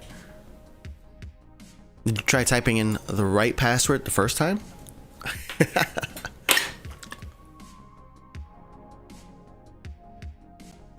Nice, your Innsbruck is regional. That's what's up. Regional is a cool. One other thing, which I don't really do too much of, but you can go into contracts here, and you can go to map contracts. You could actually even purchase like local contracts for Wallers. So if you have a lot of Wallers, this could be helpful. And then when you reach regional status, you can go to a regional airport, and you can look, or regional airline airport. And once you're regional status, these airplanes do not, or these contracts do not cost you silver planes. So you can go in there and find some contracts and just pay for them using Wallers. And the same thing with international. Once you're international status, you can go in here, find some airplanes, and you don't have to pay silver planes. Once you're international, you just pay the Wallers for it. So that's another way to kind of help you maybe quickly level up. I don't really do that too often. I just wait for the contracts to come in, and I do player contracts. Her Concords are coming from Flamingo's LHR to Hungarian's Leipzig. Nice. That's solid. Washington's the ugliest airport in the game. What about in real life though? I've never been to Washington Airport in real life, even though it's the closest airport to me. I do want to visit one day, but I think what's going to end up happening is it's going to be an airport that I visit on like a layover. So like it's going to be like a 3-hour layover, and then I'm going to visit it. I have flown over Washington Airport, so I've seen it from the sky, but I've never been on the ground. The passwords were the same. Yeah, sure. Adam's gonna still play Washington after. Yeah, that's cool, man. So Adam said, I'm still playing. It's getting me silver planes. You're doing a lot more Nagoya. Gotcha. Yeah, that's one thing. Like, even if you're max level, you can still get rewards from playing, right? You get rewards from doing those contracts, especially if you have your own fleet planes. So don't forget to go back to the airports. Pat, how's your dog? He's doing all right. You know, just with the baby and different babysitters, and you know, right now my mom's home. It's just tough to have him in the room. You know, before the baby, it was a lot easier, right? Because he could roam the house. I could leave my door open, and he would walk in on his own. But yeah, can't do that now.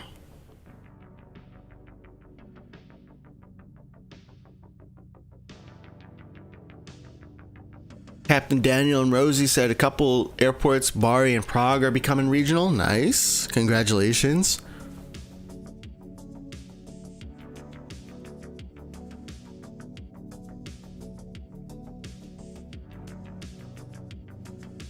Yeah, Newark and Philly and LaGuardia and JFK. Those are like my close airports, close major international airports.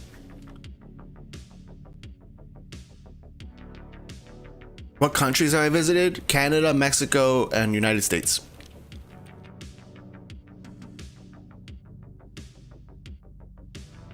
Sort of wish we could get Chubby Cam back. I hear you. What's up, Tech Reality? What's up, Cleo? Next update info? No, we don't have any update info right now. Some people are well, I guess accidentally sharing fake news, but I think it's mostly innocent. Like, people aren't trying to spread fake news, but yeah, we don't really have a lot of information about the next update or what it's going to include. So we'll have to see. Where is your giveaway plane? Oh, it's still landing at Nagoya, huh? I'm gonna have to go back to Nagoya. Oh yeah, we've been to Jamaica too. That's true. Thank you, Sloppy. I forgot about that. And I guess the Bahamas. I've been to the Bahamas too. Except the Bahamas didn't stamp my passport. Jamaica did. You wish they added more demand to Sydney from St. Martin, so you could send a A35K to Sydney. That'd be pretty cool. But I get why there's no demand there.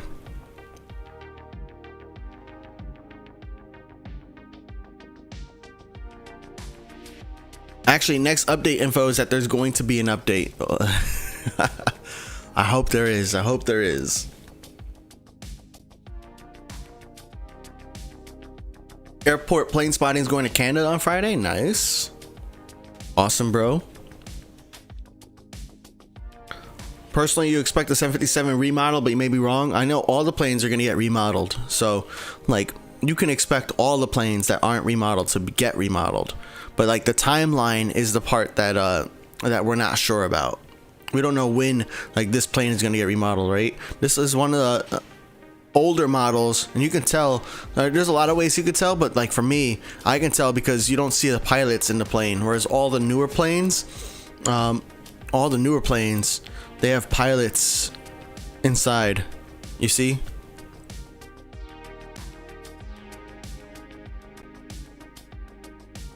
Are you planning to visit Europe? One of my goals, I would love to visit all the airports that are in world airports in real life one day. I don't have any plans right now to, like, go to Europe, but that might change. Who knows?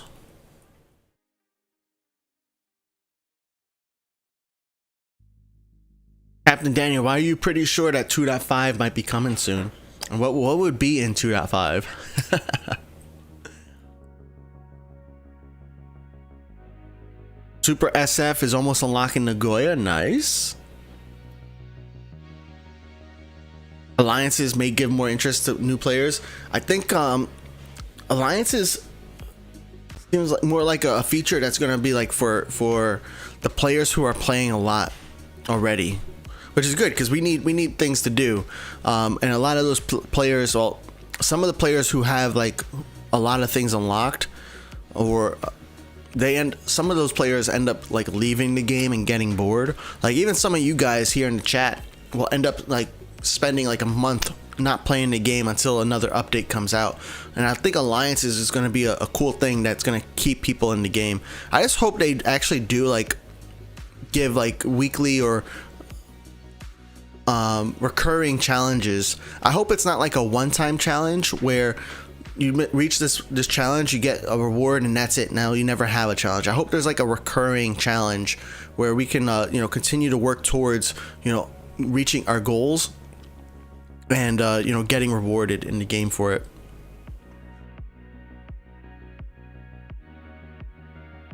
Mike's been to several countries, no passport stamps. Oh no. Are you flying? Enjoy flying to Sydney? I know. I'm gonna have to. It's gonna be like a 15-hour flight or something. That's gonna have to be like a family vacation in that too or something. Or I could just fly first class, right? And like just that flight is a vacation. Guys, by the way, thank you for helping me reach 5,000 subscribers on YouTube. That was fantastic. I was so hyped because actually on this past Monday, I think it was July 29th or 27th, but this past Monday was actually my 3rd year of Phat Airlines. So I want to thank you guys so much because this channel would not keep going. These streams wouldn't happen unless you guys were here. So I appreciate that very much. Thanks for the 5,000 subscribers. I'm hoping that in another 3 years we'll probably be at like 15 or 20,000 subscribers. Another 3 years, yeah, we'll be at 15 or 20,000 subscribers. But I'm really hyped. Thank you guys for all that support. Thanks for watching the videos. Thank you for becoming members or subscribers. And for just participating and being here. Thank you so much.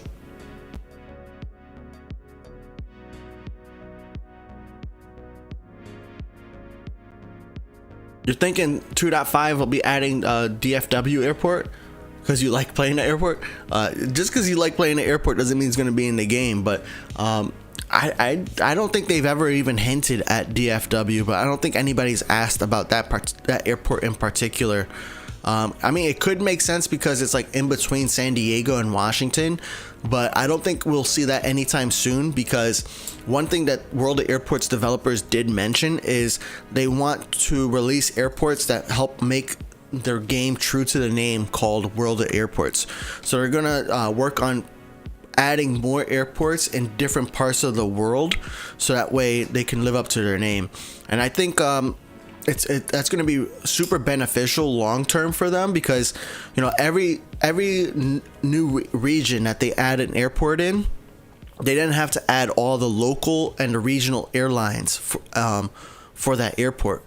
So as they keep adding different airports all over the world, it'll make 2 or 3 years from now, it'll make adding more airports a lot easier for them because they won't have to create a whole ton of new liveries or new planes because they'll already have it in the game. So I'm looking forward to that. But I would not expect a Dallas, a United States airport anytime soon because they're trying to go all over the world.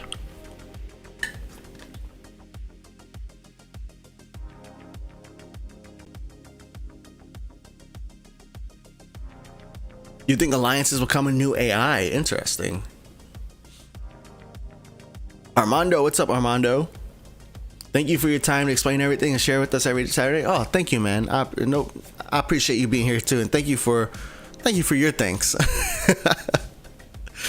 I do appreciate that. Thanks for that message, man. Hey Phat, are you doing any giveaways? I don't think I have any live giveaways right now, but every Saturday I do start a Concorde giveaway that runs for a week.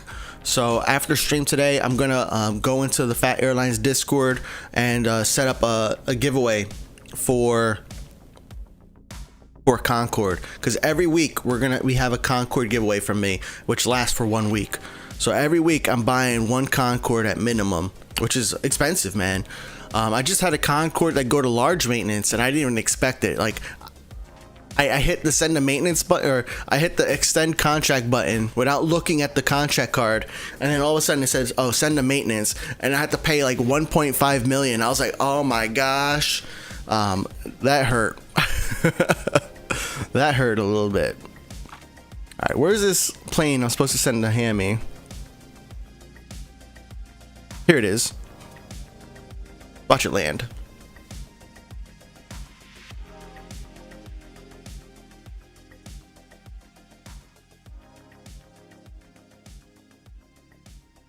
Captain Daniel is suffering and being stuck with Washington and San Diego. You want to play with the Texas airport? Yeah, I would. That would be pretty cool. You know, I think we could see something. You know, middle of the U.S. or middle Canada or Mexico. Something that's like in between San Diego, Washington, and St. Martin. I think that would be nice. Imagine if you could be able to create an airport and basically you can select how big and where the airport is. I think that was like one of their maybe original visions that they had, where in like their Kickstarter, you know, in their crowdfunding for the game, they mentioned that being like a potential feature of the game, but I don't think that ever actually came. Yo, France, Japan as a random arrival. I didn't even realize. Hungarian asks, should I buy the CRJ9? I love its looks and gives around 400 wallets from in to LHR. I mean, the CRJ9, I don't really use it too much anymore because I'm using the E175 and the E170 a lot more. And I have to admit, it's mainly because it's the old model. It has nothing to do with the plane itself. So I haven't really like checked it out on like the LHR routes as much as I probably should. But you know, just based on my knowledge from the other airports, yeah, it's a pretty solid plane. It's not a remodeled plane, and I like to look at the game, you know, and now it hurts my eyes. Now you see this? It hurts my eyes. Why are the engines hexagonal?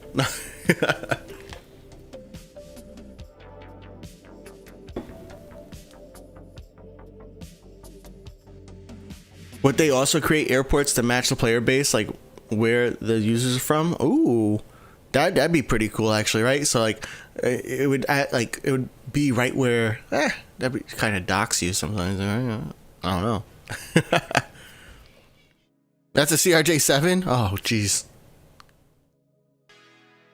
Where's the CRJ9? But CRJ9's not remodeled either, right?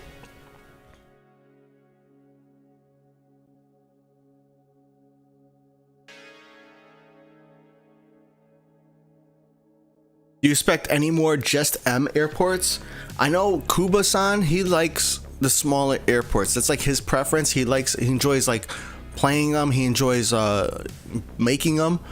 I think though, like any airport like Innsbruck, I think that they're gonna at least look for planes that are airports that could take an L plane. But it's not something that they've answered. So this is just me kind of thinking, trying to think like a developer. I would think that they would want to have airports that have an L and X plane, because the L planes to unlock are like 60 gold planes, right? For a 789, it's like 60 gold planes to unlock it. So you need to have airports in the game that use that airplane, so that way you get people to spend the money or the gold planes on it. If you have more airports that don't require an L plane, then you give people no reason to buy it. So I think, you know, more airports like St. Martin, where, you know, you have limited amount of L planes. You know, Sydney also has like actually Sydney's not as limited, but you know, Bari, limited amount of L planes. San Diego, limited amount of L planes. I think we'll see more of those smaller airports.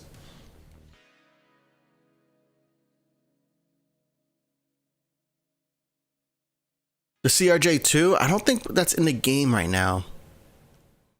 I still have to. I still need to get that achievement, or maybe I just I have to look at Kamikaze's guide, right?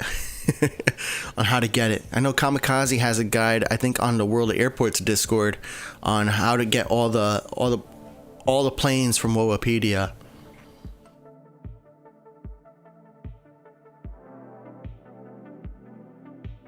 Just in general, not to the level of doxing, yeah. Probably pick like one of your like local airports. Like, so for me, you know, it would say, hey, do you want to be like near Newark Airport or Philly, or what's another one? I think those are the only ones that are in game. I guess Baltimore, not too far. You think Honolulu would be possible? I mean, just based on its distance, yes, because it's not too far from Sydney. It's not too far from San Diego, but I don't know much about the airport itself.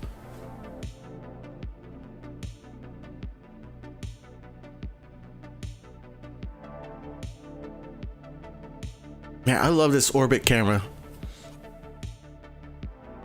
There are 3 CRJ variants in the game. CRJ 7 only ANA, CRJ 2 only Georgian Airway or Airlines, CRJ 9 all the other ones. Gotcha. You can only get it from Bari. Oh, maybe that's my problem. I don't really play a lot of Bari. I just play Bari to handle all the L planes and then I leave.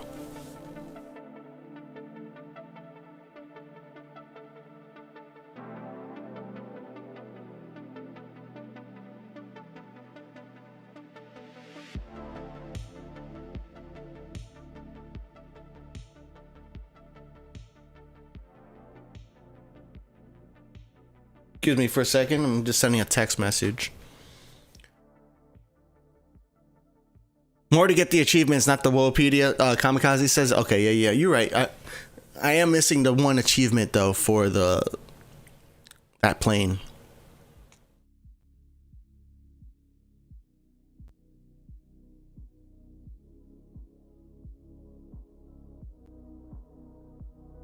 So yeah, as far as like new airports go, we're not gonna see any airports like that are, especially in the same continent as existing airports. So like anybody who's asking about like if another American airport, like United States of America airport, is going to come out, the answer is not anytime soon. You know, same thing with Europe airports. You know, if I know a lot of you guys want to see your local airports or your home airport, and you're not gonna see it anytime soon. World of Airports, they made it kind of clear that they want to focus on living up to their name.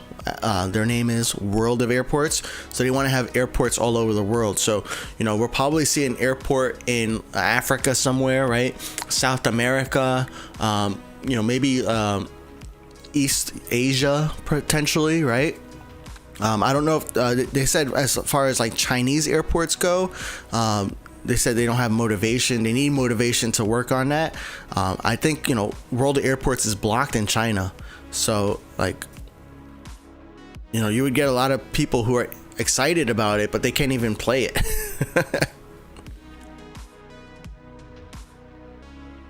Cape Town, Johannesburg. That'd be pretty cool. Yeah. Brody, you got LHR 2 weeks ago and you're level 51. What level are you in Nagoya, Brody? I know you unlocked Nagoya the other day. Hammy said, thanks, Phat. Yeah, thanks for joining the Sun contract that I told nobody about.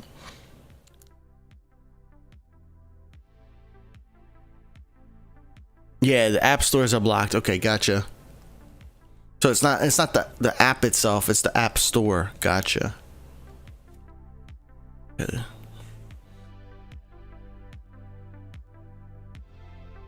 Welcome back, Ultra. Brody, you're level 24 at Nagoya? Nice, bro. You're killing it. Hungry Bear guesses for the next airport are Johannesburg, Rio de Janeiro, and Singapore. Ooh. India might be another one. I know Travel Maya said it right after India. Yeah,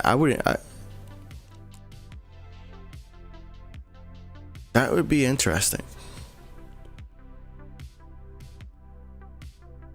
Next airport, you think they confirm will be SCL? I may be wrong. I think what they said. I don't know if they said it's going to be a next airport, but I think they said that's an airport that they're working on. I don't know if that means it's going to be the next airport though. Yeah, like you gotta look at the words that they're using. Is that they're working on this airport? Even well, I guess the confusion could happen too, because the person who's asking the question and asked developers is like, what's your next airport? And then Kubasan said, we're working on SCL. You know, that's one of the airports we're working on. Does that mean it's going to be the next one? It could, right? Because he answered the question, what's the next airport? But that wasn't his answer. Like, this is the next airport. Eric said, Phat will be your next plane giveaway. I'm going to do a Concorde giveaway on Discord. And I have a few planes in my airports that are just like kind of occupying some stands. So I got some planes at my LHR that I'm going to be giving away. And I'll probably be buying a few more planes in other airports too. Ultra said, do you think I should save for Concorde after getting every plane I want? Do you have $5 million in your airport? Because like you need millions of dollars in your airport to like support a Concorde. The Concorde is not profitable. It is fun to play because you like Flamingo and Hungarian, you know, here in the chat, they're getting they have 7 completions on an LHR Leipzig LHR LEJ contract. They have 7 completions in less than 24 hours. So like that is pretty fun, I think. And yeah, but you need wallers to support that. You have to buy the Concorde, which is like 1.6 million. You have to maintain it, which is 100,000, and then you have to, you know, if you do large maintenance, it's another 1.5 million. So you need millions of wallers. You need a bunch of other fleet planes in your airports to really be able to handle that airplane.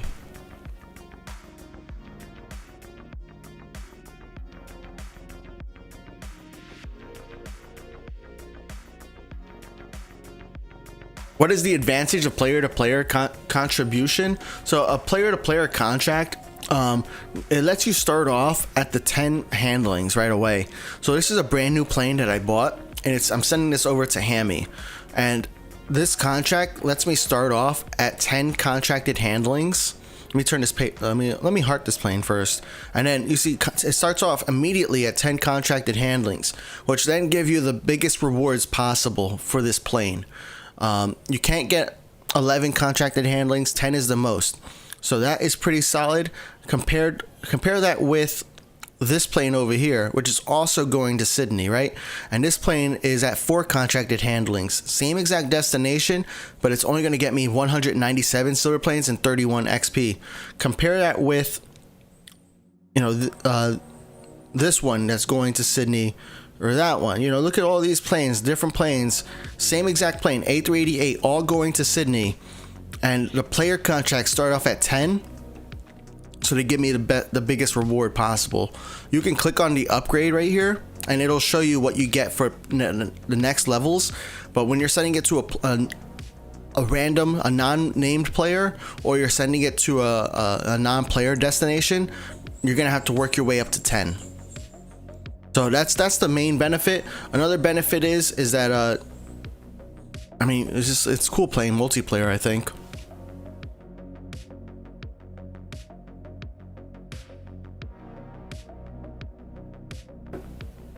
You're not financially supported to own the Concorde, Twill? You have 200 though after 77 LFs. What should I get? Premium passes? Yeah, I would say get the premium. I'm surprised you don't have any premium passes. That was the first thing I recommended for my free-to-play players. Unlock premium passes. Premium passes are going to help you really get a bunch of planes. A bunch of planes that you don't have to buy with wallers and you don't have to unlock with gold planes. Now, the later on you're in this pass, the less impact having a small plane for free is gonna have for you. But especially when you're first starting an airport, getting those airplanes immediately are really nice. You get a bunch of liveries, including for planes you may not have unlocked. So that gives you, I mean, that helps out, especially if you're getting these planes for free. You get this A320 for free, and you also get a livery for it, and you don't even have to unlock the plane. So I would, yeah, get the premium passes. Yeah, you can sell those planes at Leipzig that you could only get in the past, like the Beluga, the A124, the A225.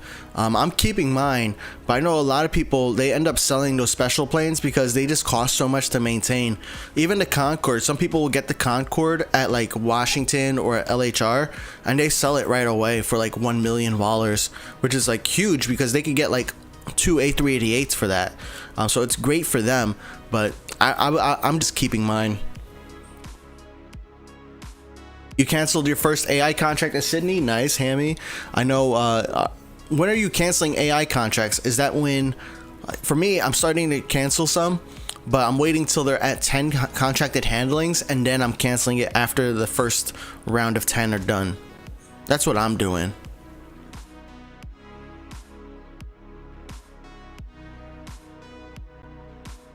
You're getting the Leipzig premium pass on your second account. Ultra nice. See you later, Eric. Thanks for hanging out here.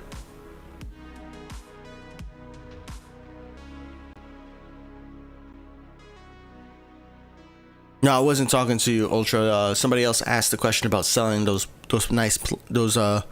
exclusive planes.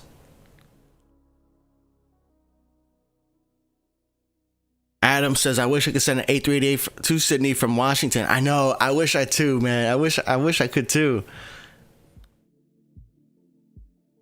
But it's kind of funny if you send an A35K or an A359 from Washington to Sydney to another player, it needs maintenance right away because of each flight costs like over 10 maintenance points. It's a little more than 10, but yeah. If you sell those special planes, there's no way to get another. Yeah, especially at Leipzig, there's no other way to get a Beluga, an A124, an A225. So those are the only ways you can get it. Not yet, at least. Maybe one day they'll let us buy it like they let us buy the Concorde. But I'm not getting my hopes up.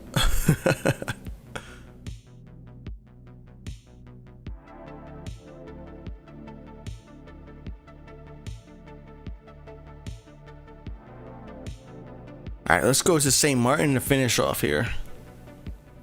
Hammy canceled those contracts before 10. It was an S cargo. And there aren't enough stands. Gotcha. Alright, have fun, Captain Daniel. Thanks for hopping in the chat and hanging out with us.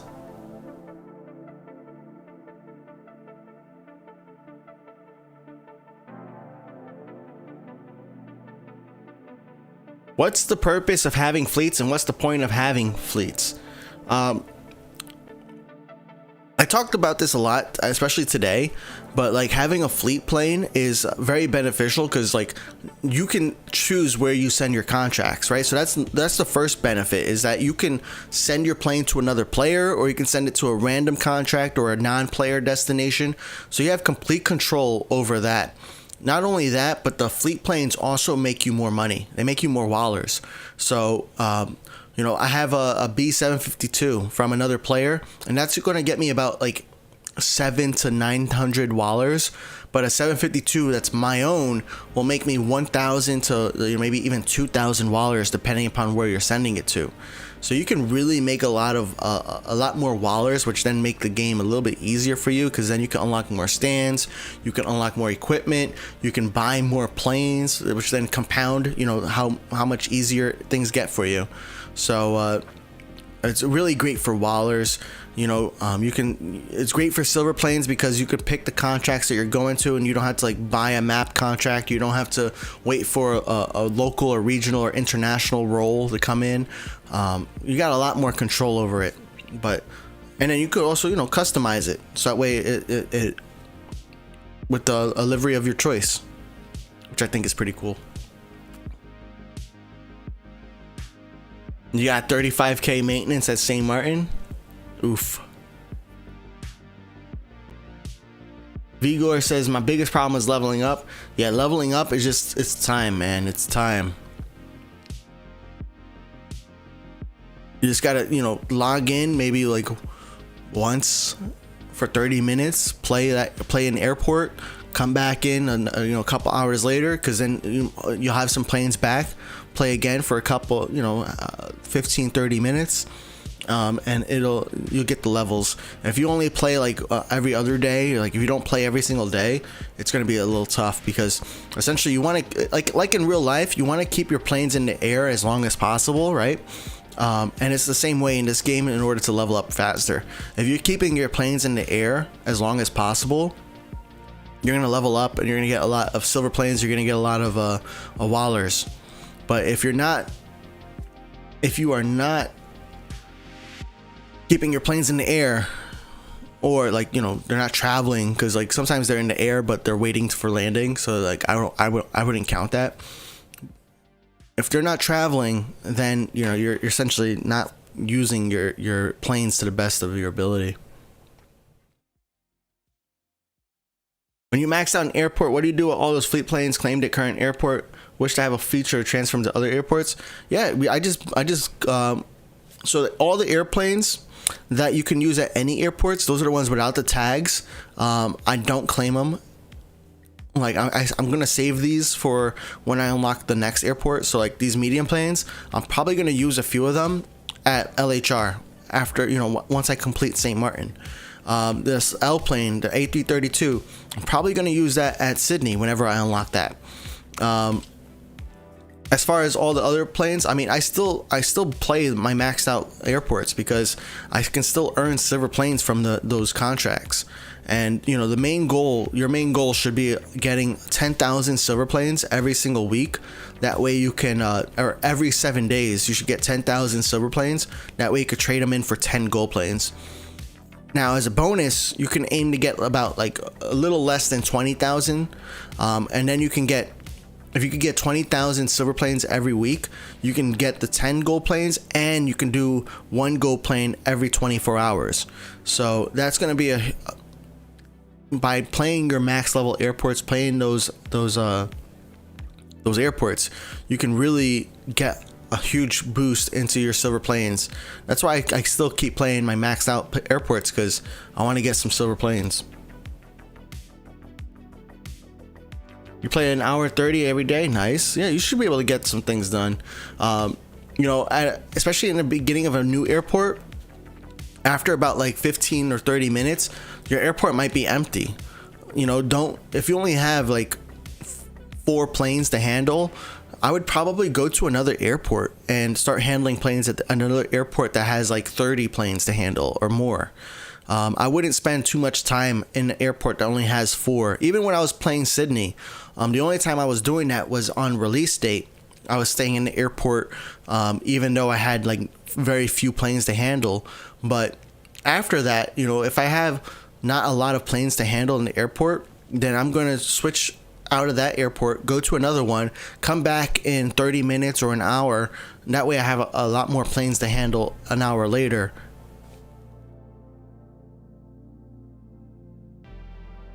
You need 12.5k silver planes? Gotcha. You have a plane at Innsbruck, you could send it somewhere? Nice. I play my I have 3 airports that I play daily right now on my main account. My main account is the Phat, and anybody can send me any plane requests that you want to, or any of your fleet planes that you want to send to me. I almost always accept all my requests that go to the Phat, THEPHATRICAN, and all your plane requests that you send my way, I will accept it. But there's 3 airports that I try to play every single day, and right now at Sydney, LHR, and Washington. Now, some days are busier than others where I can't get to all the airports. Sometimes I actually have to spend like 4 hours in one of those airports because I have so many planes waiting to land. But ultimately, my goal is to play all 3 of those airports every single day. The other airports, I'll try to go in like every other day or every 3 days. But yeah, you can always feel free to send me a contract request to one of those airports, and I would accept it. If you send it to one of those if you don't send it to one of those 3 airports and you send it to another airport, I cannot guarantee that I'll be able to handle it every single day, but I will accept the request anyways. Just don't send it to my Innsbruck. Innsbruck is, I don't need any of your planes to my Innsbruck. Send your planes to another new player at Innsbruck.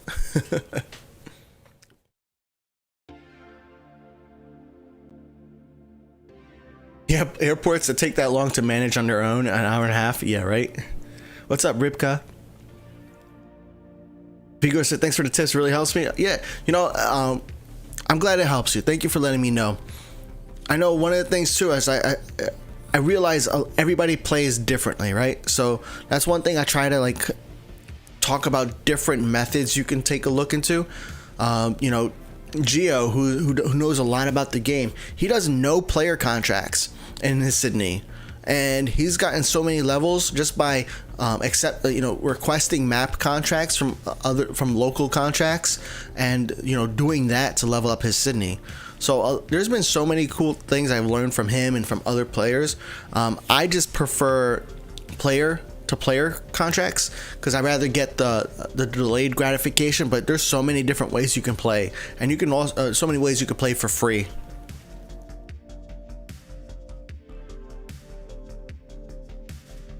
You want me to quit playing Sydney daily? I'll quit when I'm max level, probably. Mike, you try to play 4 airports. You play Muscat, Washington, LHR, and Sydney. Gotcha. Okay, I'll keep that in mind when I send you some contracts. Hungarian said, if you play Leipzig a little on stream today, then I'll buy 2 CRJ9s and send it to you. I don't think we're gonna play some LEJ. Sorry, I know you're a fan of LEJ, but I don't think we're gonna do that today. I'm trying to get some levels here at my St. Martin. You know, I'm level 44. If I can get to 45, I'd be hyped because then I get some airplanes. But the main goal, I think, is 57. Yeah, 57.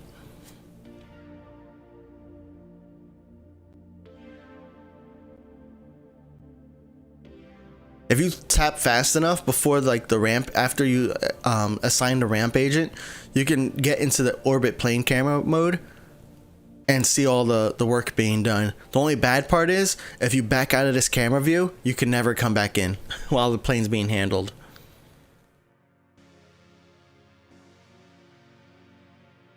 Bro Channel says, okay everyone, spam planes to his in. No. Can you get on Leipzig at some point? Yeah, I'll play some Leipzig tonight for sure. Especially since you guys are reminding me about it.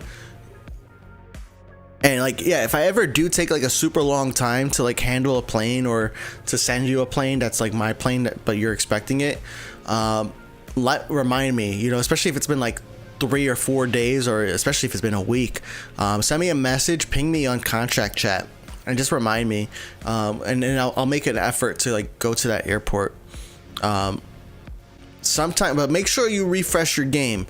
You know, I know they say the bug has been fixed where you don't have to like restart your game. You don't have to close, but still close your game, open it back up before sending me a ping, because I've gotten a few pings where people are like, Phat, you didn't send me your plane. I'm like, yeah man, I played Muscat yesterday and I handled all the planes, so I don't know what you're talking about. Just a, you know, heads up.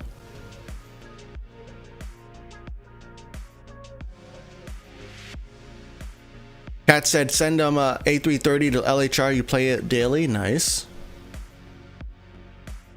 You're gonna buy some X planes to spam my Innsbruck. Nice. Rip Phat, yeah.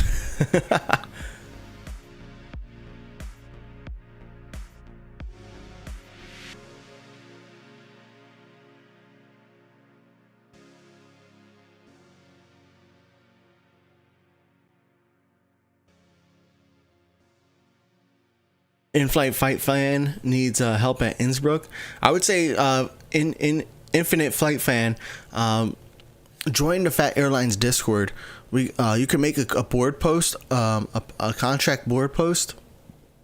Sorry, a post on the contract board.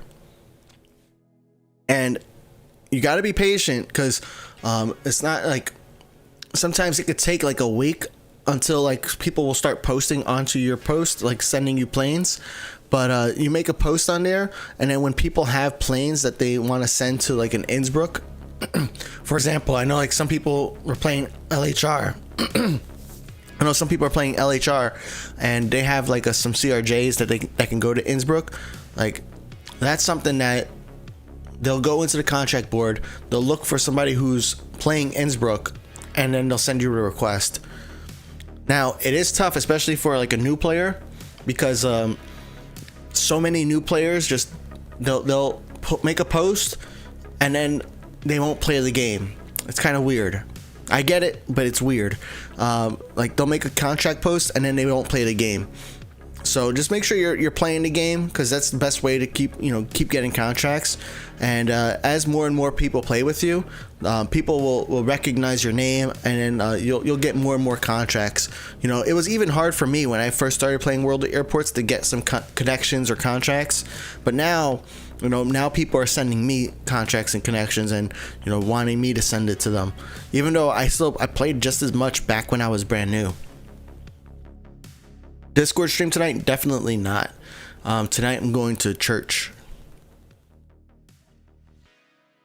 You will buy St. Martin if you play Leipzig on stream? Well, I don't want anybody to buy any airports, so that's not convincing me. That was one of my tips, is for free to play players especially, what to unlock first. I said don't ever unlock airports unless you're bored. That's the only time I'm like, all right, go ahead and unlock an airport. You're bored. The main goal is like to keep playing the game, because you're not going to get gold planes if you don't play the game. So if you're bored, then you need to find a way to keep playing the game. Bruh Channel said the same thing. Well, at least St. Martin is only 4 gold planes, so I mean it's actually not a bad airport to buy, just because it's 4 gold planes, right? So especially if you're brand new, you got Innsbruck and you want a second airport, you can get St. Martin, but Innsbruck and St. Martin still have that slow gameplay loop. You're handling a bunch of small planes. At least St. Martin, you can handle some L planes, and which give you like 1 to 2,000 wallers each one. This one's giving me 1.5. And St. Martin's pretty cheap. And then you get to level 57 and you can unlock LHR, and then you get to level 81 and you can unlock Sydney, and then wherever the next airport is, you can unlock it from there.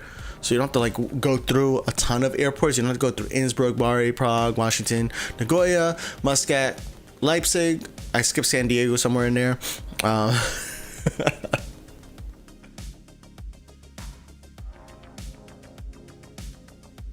20 more levels at Leipzig and you get St. Martin. Nice. What got you into World of Airports? That's a good question, Vigor. So I forget what it was, but I found unmatched air traffic control, UATC, in the App Store, and I really enjoyed the game, but I got bored of it because like I felt like the game was kind of made to make you pay. Like getting the currency was just was so time consuming, so long, so hard. So I was trying to look for, I still enjoy the game, I still play it every once in a while, but then I look for some alternatives to it, and I tried a bunch of alternatives, but World of Airports was the one I just kept coming back to. And then eventually, I found a World of Airports Discord where a lot of people, some people who still play today, some people who don't play today, but a lot of people ended up giving me some great advice, which really helped me to like be a better player and have even more fun with World of Airports. So as I got more familiar with the game, I ended up figuring, I saw that a lot of people were asking the same questions over and over. So that's what inspired me to really start my World of Airports Phat Airlines channel. And I also saw that World of Airports on like their San Diego video, they got like over 1 million views, I think it was, or it was definitely over 500,000 views. So I was like, there's a lot of people watching this. So and I saw nobody else was making tutorial videos, so that inspired me to make this channel. I will not buy Sydney, never. What's up, Junior? You're level 27 for St. Martin. Nice. You're going for a realistic approach? Oh my gosh. Good luck, man. I could never do that because I don't have that kind of knowledge first, but also I just want to be efficient, man. I want to get as many XP and as many silver planes as I can.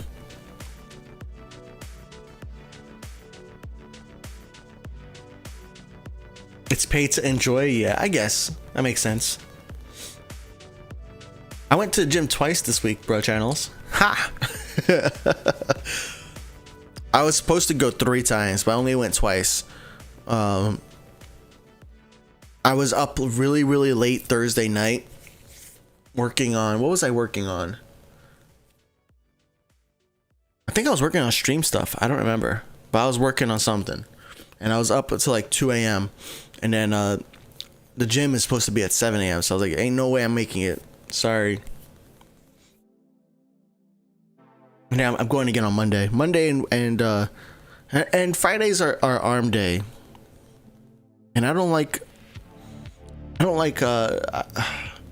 having sore arms because it makes it hard for me to pick up my son, the baby. Yeah, a lot of messages.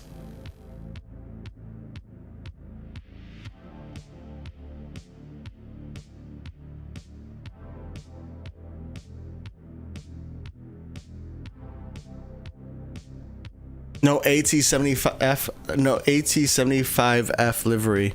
Let's see. Do I have? This is my free account, bro.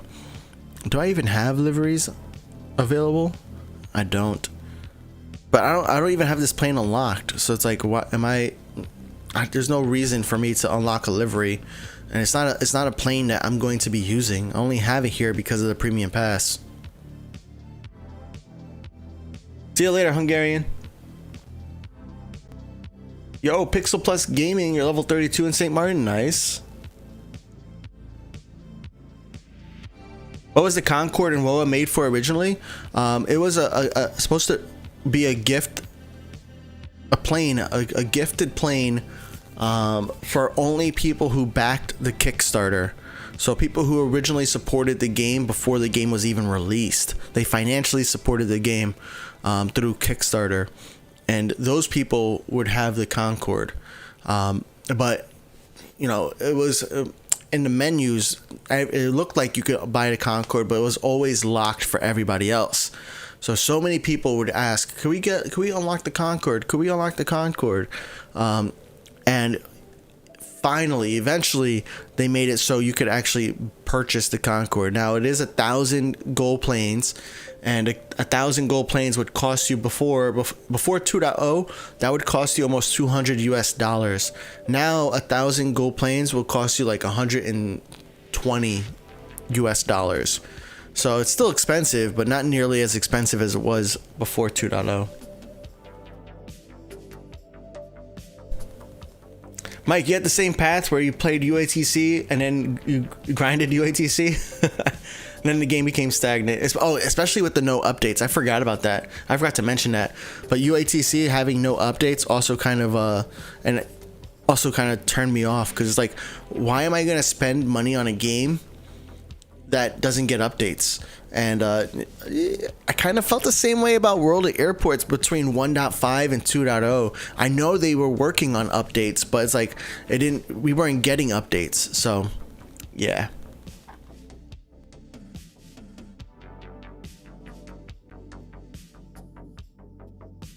Pixelistic Gaming featured your Flamingo Concorde in the video, and the demand for them skyrocketed. Nice. That's pretty cool. If you don't plan on using a plane, why don't you sell it? Well, I am using the plane. I am using the AT75F. I'm just not planning on using it in other airports. I'm using it here 100%. I might sell it once I'm like max level at St. Martin and probably buy like a 752F instead, or a B463F. But for now, you know, this is giving me a 10 contracted handlings. So it's giving me you know, decent rewards for a small plane especially. Vigor, your dad took you to an airport when you were 5 and you saw a 767. That's how you got into aviation. Nice.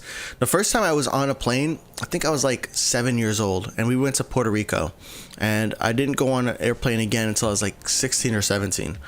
But I'm always going to remember that plane ride when I was a 7-year-old, which is amazing because I'm much older now.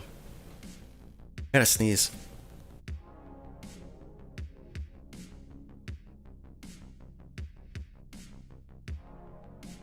1K gold planes is too many gold planes for the Concorde.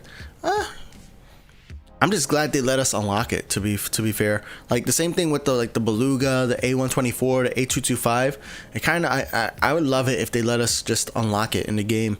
Even if they let us, like, I would understand having limits, like where you could only buy one per airport, for example. That would, I don't even know if that limit exists in the game, but that would make sense to me, being limited to only one of those airplanes per airport, or maybe 3 for the Beluga, right?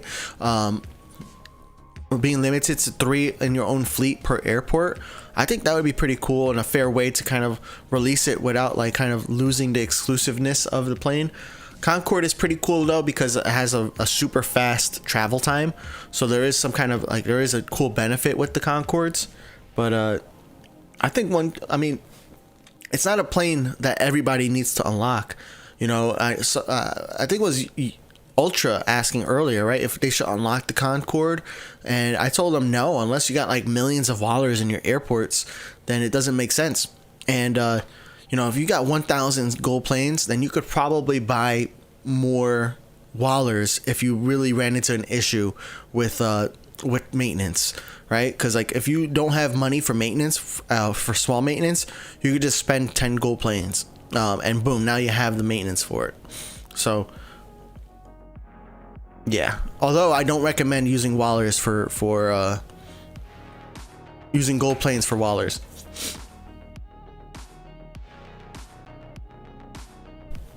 Cats, you hated planes and you flew on one again. You loved them. That's funny. Why'd you hate them? $120 for playing in a video game? That's true. But have you seen Fortnite? Have you seen Fortnite? Have you seen all these other games that make you pay $20 for like a skin? They always, I mean, all of it is always hidden behind like a premium currency though, so you don't really understand how much it's actually costing you. But that's just how games are in 2020s. What days are you streaming on? We stream every Saturday, so but our streams are on Twitch on Saturdays. Now, the first Saturday of the month we do YouTube streams, but all the other Saturdays of the month we're on Twitch. Twitch has a cool vibe. You know, I don't know if you were here in the beginning of this stream, but the beginning of YouTube streams are really about like me making content. I look at chat, I see your guys' messages. Sometimes chat's moving way too fast for me to really like read it all. But I'm trying to, you know, keep an eye out, see what you guys are saying. But YouTube streams in the beginning especially, it's all about kind of like making it so people can rewatch it and get some value out of it. Whereas Twitch streams is more about like us hanging out. I read all your messages. I talk to you guys. I give you some more insights into like what's happening in my life, and just, you know, kind of having a cool conversations, you know. What else? And then we also restarted doing Discord streams. I didn't do a Discord stream this week. Those are kind of random, and it'll just happen on Discord. Discord streams, I'm not on camera. This is the way we're going to work out Discord streams. I'm not going to be on camera. It's just me talking. I'm going to be on microphone still. But this way I can kind of, you know, do multitask. I can, you know, work on, you know, some work stuff. I can play some World of Airports, and I can read your chat messages, and I can talk to you. But I don't have to like look at the camera. And I don't have to feel like I have to stay like seated at my chair the entire time like I do on streams when I'm on camera. So Discord streams are pretty cool. I'm excited to do a few more of those, but it might take a little bit of time before I figure out a cadence for that. Who finds the blowaway feature of St. Martin to be interesting? I haven't watched that in a long time. I love the feature, especially the first few times I saw him. Man, that was great.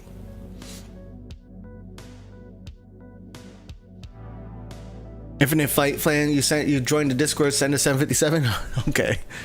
I can't make any promises, bro, but we'll see.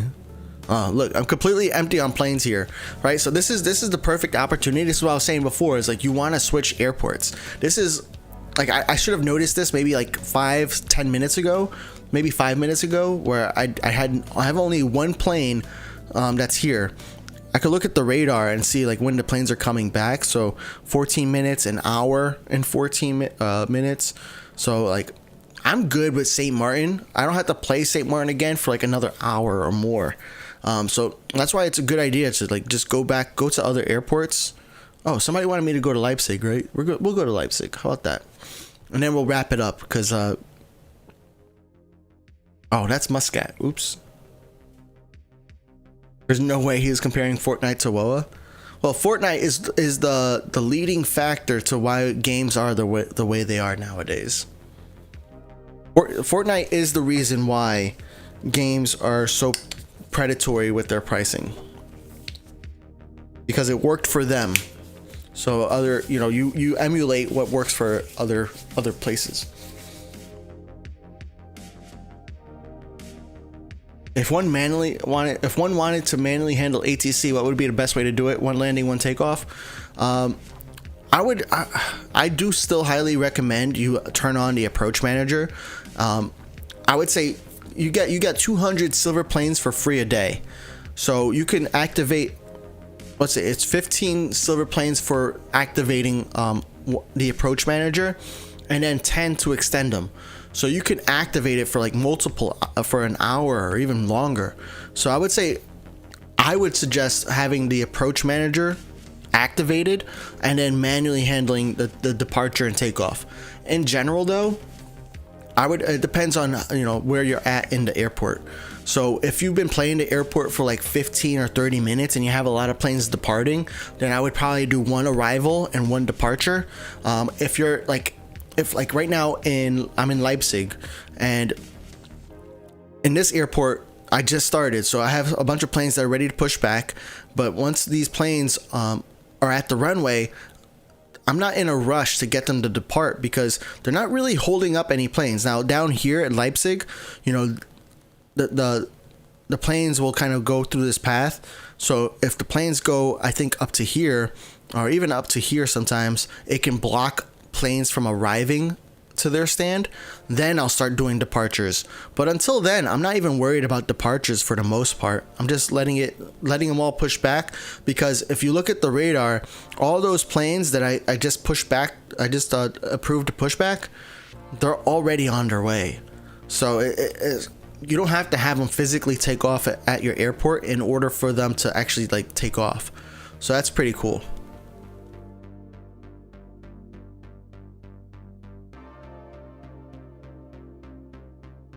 Vigo, you love the retractable landing gear. It is pretty cool. I do wish that we had a way to censor on planes after it departs without the plane card being there. Like, we used to be able just to click on the plane and it could censor it on it, even if the plane departed, but we can't do that anymore. So it's like you have to kind of be focused on the plane taking off and following it in order to see it. That's my only complaint about it. And it's not like a big complaint, because like all I gotta do is watch the plane.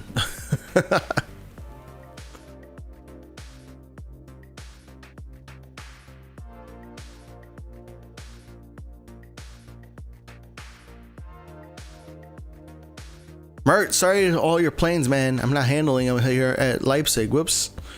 Same thing with Hammy. But I think you guys understand. You guys know. I don't know if you understand, but you know what you signed up for.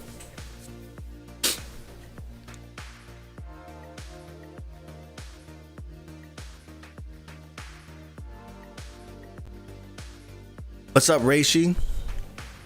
What airport is the most requested one? There's a lot. I think like Amsterdam is constantly requested. I think the developers are eventually are gonna probably do that. Oh wow, look at all these planes that need contracts.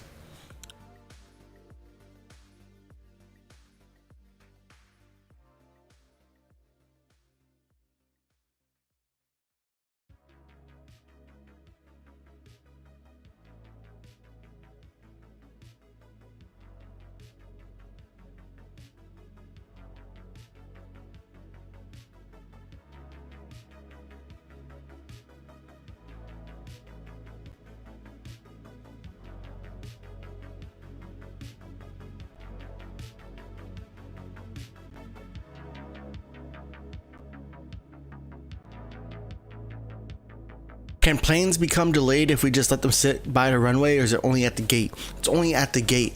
And yeah, once, like, you don't even have to push it back for the timer to be complete.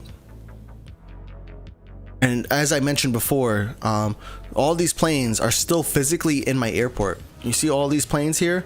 Look, a 789. That 789 is taxiing to the runway, but according to the radar, it's already on the way to the airport. So it's not even necessary to like have them take off.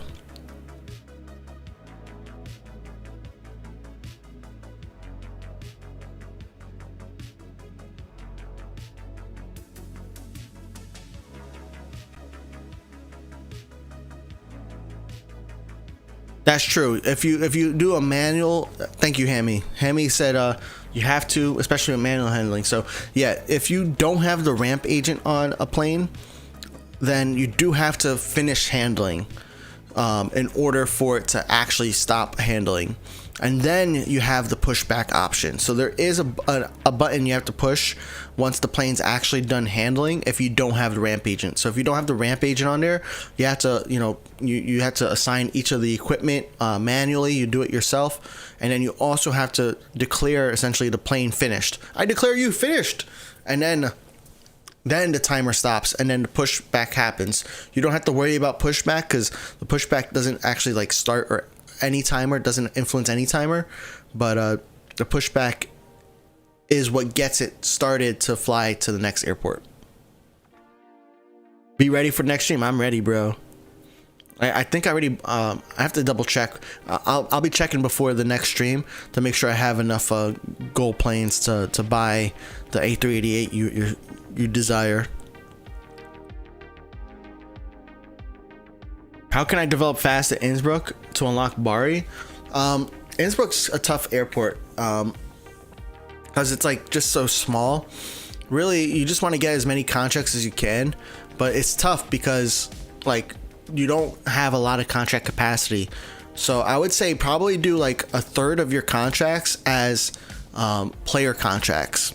That way you can and do it with other players that are active, because if you do player contracts, you're gonna start off immediately at the 10 contracted handlings, so you're gonna get like a pretty good rewards, especially for Innsbruck, where you in the beginning, getting 39 XP can get you like 15 levels. That's exaggeration. It could get you like 5 or 6 levels, and then in the middle levels it could get you like half of a level.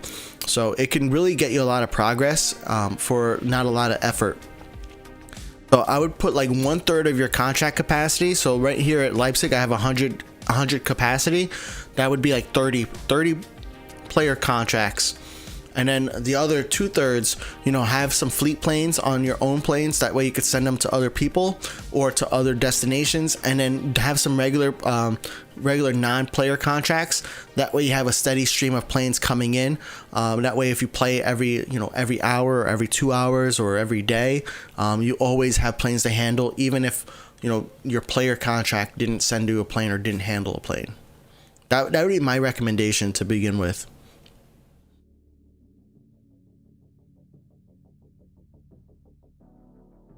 And I sent a CRJ9 to you. I don't play Leipzig a lot on either of my accounts, so you can feel free, but just be aware that like it may be a few days before I handle it. So I might not be the best person for you to send a plane to at Leipzig. If you do want to send me a plane, you could send it to my main account, which is the Phat Rican, and you could send it to my Washington, my London Heathrow, or my Sydney. You can't send a CRJ9 to Sydney, so you got Washington or to actually you can't send Washington either, huh? Like I don't think a CRJ9, actually a CRJ9 might be able to come from St. Martin to Washington. But yeah, Washington or London Heathrow, you could send me a request to, and I try to play those airports daily, so that way then I could be a better connection partner, a contract partner for you.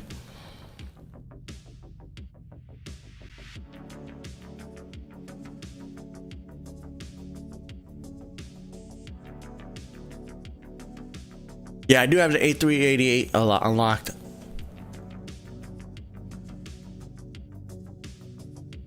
I just need to make sure I have the Wallers. That's true. How many Wallers is that? It's 50 gold planes, so it's not too bad. Because A388 costs 465, right? Wallers. So if I didn't have the Wallers for it, I would need to buy. I would pay for 50. I have my stream account, by the way, which is what we've been doing on Twitch lately, is playing on my stream account, where we have channel point redemptions where you can force me to buy a contract or accept a contract with you, and you can also force me to buy a plane. And the cool thing about it is that it's another way that I can support the developers, and you guys can actually like force me to help to support the developers. Because if I don't have a plane, or if I don't have the Wallers, or I don't have the contract capacity for a plane, then essentially I'm going to use gold planes to increase my contract capacity, or use gold planes to buy Wallers. Even though I hate doing that. That's the whole point of my stream account, is you guys are interacting with it and essentially forcing me to do some actions, which then sometimes force me to use some gold planes, which is cool because then I'm supporting the developers even further. The Snow White planes are killing you, man. This is what happens on a free-to-play account. Notice how none of my tips today, all my tips for free-to-play, none of them were about getting liveries. Zero tips about liveries. Maybe the premium pass I did mention liveries in there, but zero tips about liveries. And I think I have liveries for these planes actually. I just haven't like configured them.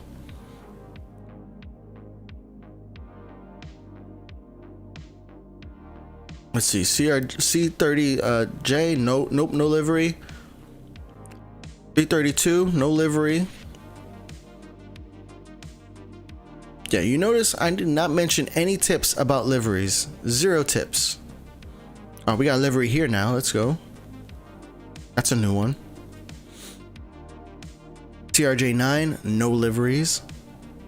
77LF, nope, no liveries.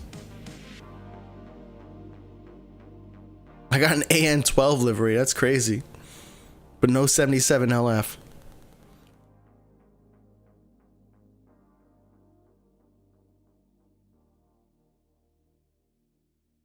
What was the minimum level for LHR to get Sydney unlocked? It's level 81 at LHR. And before LHR was released, or before Sydney was released, the max level was 80. So I was extremely happy when that happened, because it was, one level wasn't like incredible. I mean, it was still like 1,000 XP you needed to get in order to unlock it, but it wasn't like incredibly hard to get like it was for St. Martin to unlock LHR. To unlock LHR, you needed like 2 or 3 levels, which is tough at St. Martin. Could you set up a channel point redemption to make you unlock planes? Yeah, I think I should have time this week. We'll see. What's the next airport? We don't know yet. Nothing's been announced. Nothing has been announced. Liveries are only helpful to have pride in your fleet, or get someone to take your plane from random arrival. Yeah. Do I have a free 757? No, I don't. The XP was super easy for some of us since we planned ahead. Yeah. I had way too much XP, Mike. Way too much. But I'll do it for City when they tease the next airport. I'll start banking small and medium planes. Yeah, that's a good plan. You know, get those small and medium planes to the 10 contracted handlings, bank them up, and that way you can get ready to unlock the next airport immediately. I think that's what Hammy did. That's what Hammy did at Sydney, or at LHR, to unlock Sydney. Is Hammy had a bunch of non-player planes that were ready to go for contract redemptions. That was pretty cool. You did too, Mike. Nice. World of Airports likes to keep big updates a little secret. I think it's because plans change, and they're not. They don't always communicate all the changes that are happening with their plans. And then people get really toxic sometimes online, on like social media, on Discord, on various places. They get really upset that things change. It's like, come on, man, this is life. things change in life all the time. But all right, guys. It is, I can't believe I've been streaming on YouTube for 3 hours almost, 2 hours 45 minutes. I want to thank you all for joining me today. I hope you had a great time. I will be playing some Leipzig on my main account. Sorry to you guys who have had contracts with me. I apologize. I hope you guys enjoyed the tips that I gave you for free to play players. You know, again, number one tip is, as a free player, you should always spend your 10,000 silver planes for 10 gold planes. Number one tip. That's if you didn't learn anything from this stream, take that away. You know, unlock the premium pass first, then unlock planes. Don't unlock airports unless you're bored. You know, you want to use the tower. Use the tower feature up here, especially with the approach manager. Sign them up for 15 or 30 minutes, and it's going to help you get a lot more planes landed. You know, make sure you're redeeming the free silver planes, and you watch the ad if you can. You want to get more contracts, because contracts are going to help you get more silver planes. Also, understand your play style. So if you're going to be playing every single day for multiple times a day, you can do player contracts. That'll be great. It's going to boost you up so high. If you don't play that often, do some non-player contracts, and that's going to still help you with leveling up. Don't forget about your old airports. Go back to old airports. You still got rewards there. Even if you unlock the airport, look at right here at Leipzig. You unlock St. Martin level 55, but then at 57 you get 8,000. Up to 8,000 silver planes. You get another 8,000 at level 64. So that's going to be a huge boost and help you with that. And understand that, getting silver planes and getting all those levels is going to take you some time. So spend a little bit of time every day, 30 minutes, use the approach manager and get in there. And don't forget to maybe consider buying it, especially if you enjoy World of Airports. Support the things that you enjoy, so that way they can continue to continue to provide updates. Don't take it the wrong way. I don't think they're in any kind of financial trouble, but the last thing we want to see is something like that happening to to my favorite game. I don't want to see that happening. So guys, I hope you had a fantastic day. I hope you enjoyed the stream, and I will talk to you soon. I'll see you later, Mike. See you later, Reishi. Yes, I do need to change the subscriber goal. I did thank everybody today earlier. Now, let me thank you guys again today for 5,000 subscribers, because Phat Airlines started 3 years ago as of Monday, this past Monday. So 3 years and 5,000 subscribers. That is fantastic. I'm looking forward to another 3 years, and maybe we'll be at like 15 or 20,000 subscribers in 3 years from now. Thank you all for the support. See you later, Mert. See you later, Cats. See you later, Bruh Channels, Aviation, Rory Plane, Armando. See you later, guys. And anybody else who's here. Really appreciate you all joining me on stream today. Hope you have a fantastic day. I will see your planes and my main account, the Phat Rican, and I'll be happy to accept them. Guys, Phat out. Peace out, everybody. Bye.